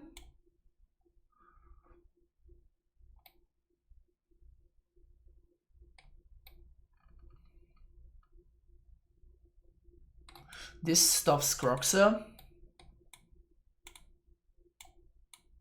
I think I'm gonna do the same thing that I did earlier. It's more about me wanting the birds out of my deck than me wanting this and this card. I guess this card I do want, but like this card in my deck. But birds are so bad on the plane and against the Ren on 6 deck. Is there an argument for replacing Ego with Glittering Wish in the main deck? No, because usually like Ego is like a one-off. Oof. Good save, by the way. I almost registered Ego again there. I don't think so, because when you want the Ego, you want, like against an Amulet deck, if you're able to like turn 4 bring to light for Ego and you can name Primetime, like that's why this card is in the deck, right? You have ways to like kind of chalk through it. Like Nihiri, and you have a lot of other sources of card advantage. So we have drawn Ego multiple times, and it was like we just discarded or we just didn't use it at all, and we didn't end up needing it, right? So like the downside in matchups where it's bad, it's not that bad unless it's something against Burn and stuff, which we also beat Burn earlier today. So, but it's more about the fact that the reason why this card is in the deck is because when you need it, you have access to 4 main deck copies of it. So against a deck like Ad Nauseam, against a deck like Amulet, against the Mirror, for example, against those decks, you can get your Ego. You can get your Ego ASAP, basically. Do you like this version or the original version of the deck better? This is fun. Like I'm okay with like this Saheeli like fun of combo. Like it's kind of funny. Also the fact that both cards kind of synergize with what the deck is trying to do. Not so much Saheeli, but Fairly the Guardian, like blinking your Nemesis or something. It's kind of great. Even blinking your like Teferi to reset it, or your Saheeli or whatever. So it's kind of cute in that sense. I guess your Saheeli, of course, that's like the whole point. But so it is okay. Ugh, side out, draw the 1 off. Yeah, this is not a keepable hand.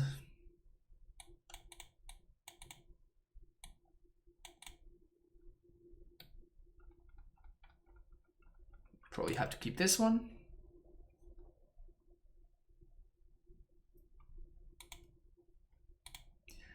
Yeah, I don't have any other Isid hits, that's true. So it makes my nips better just by chilling there, you know? Please go turn 1 Inquisition. Please go turn 1 Inquisition. Please go turn 1 Inquisition. Please go turn 1 Inquisition. Please go turn 1 Inquisition. Please go turn 1 Inquisition. Please go turn 1. Yes! Whoo! Up already. Up a card already.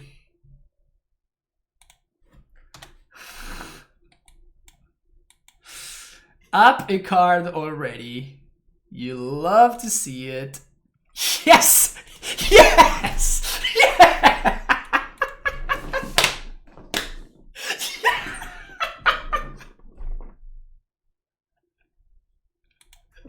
Oh, this is absolutely glorious! This is absolutely glorious. Yes! Oh, that's so good.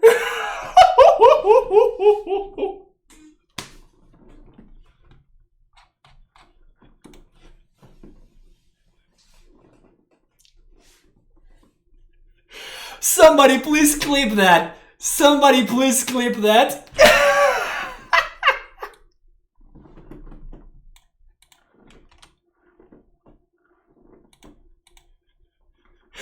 My dignity is taken, says opponent.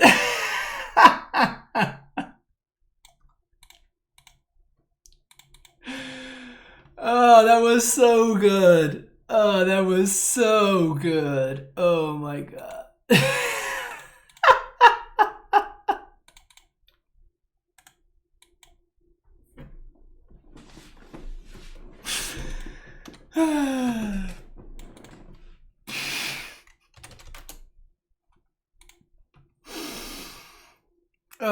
That was that was delightful.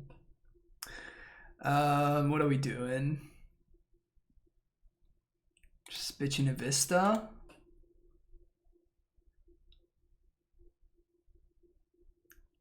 That was so good.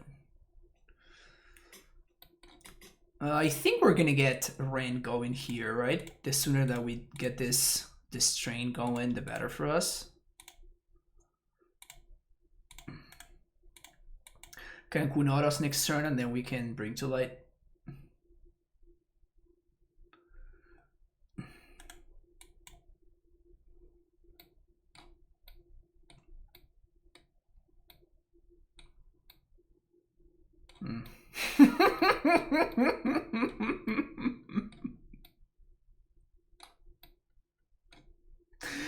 OP just can't catch a break, can they?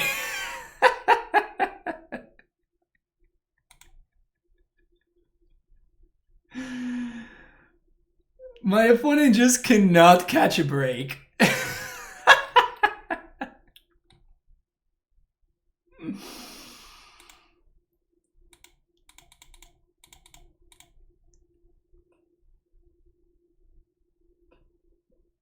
That is really, really funny.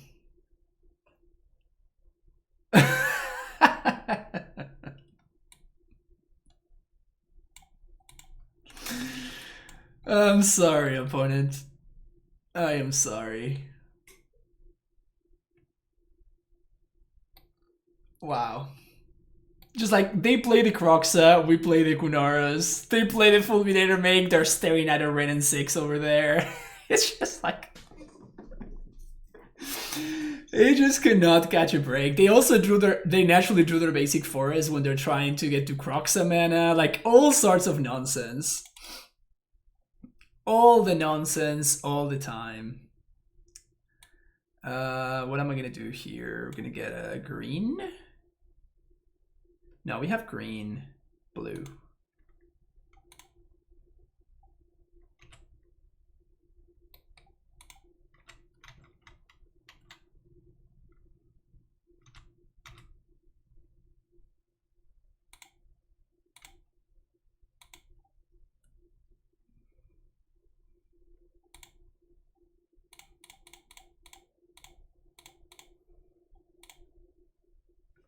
Hello? No need to bring to light when you can just, you know, just draw some cards. No big deal. I think my opponent thinks that they can block the Kunaros. Yep. Nope. Alright. Okay, what do I not need? Don't need two of these, and we can just... I definitely want to hold on to one of these lands, because I don't want my opponent to be able to get a lot of value from this.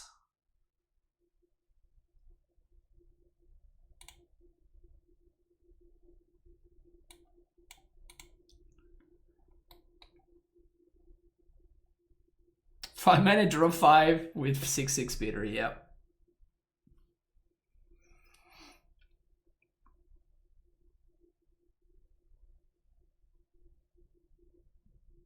This has been brutal for our opponent. I'm so sorry for them. I'm kind of not, but I'm also so sorry for them. What do you even trophy here? Do you trophy the Niv? Like, that's cool. You can trophy the Nib. Ramp me.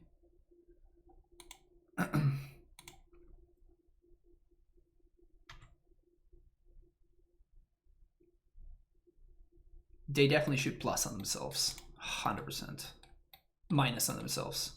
Like, this thing is dead nonetheless, so...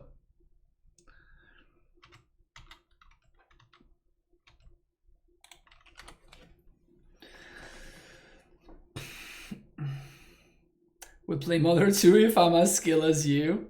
Yo, Andrea, come on.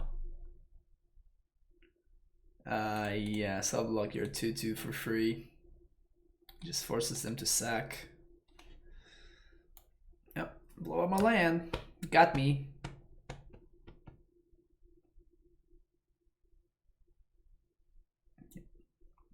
Alright, my opponent's been playing well for now, though. That's for sure.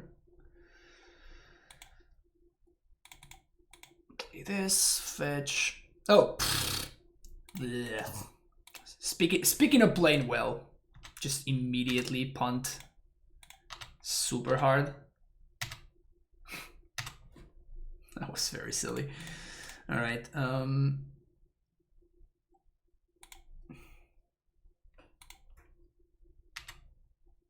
hashtag sequencing, right? Hashtag sequencing. Whoopsies.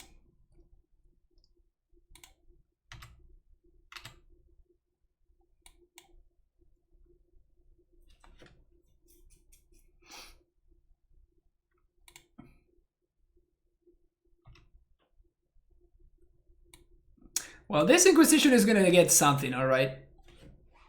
Choose. Just pick your poison.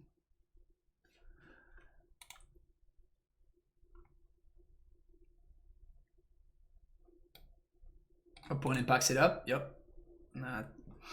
That sounds about right. GG's, opponent, GG's. That was so brutal. That was so brutal. Alright, 4-1. 4-1. This deck, like, I've done consistently very, very well with this deck. It kind of didn't matter the list ever. Like, in this particular example, like, Saheeli and Guardian didn't do much because I just never drew them.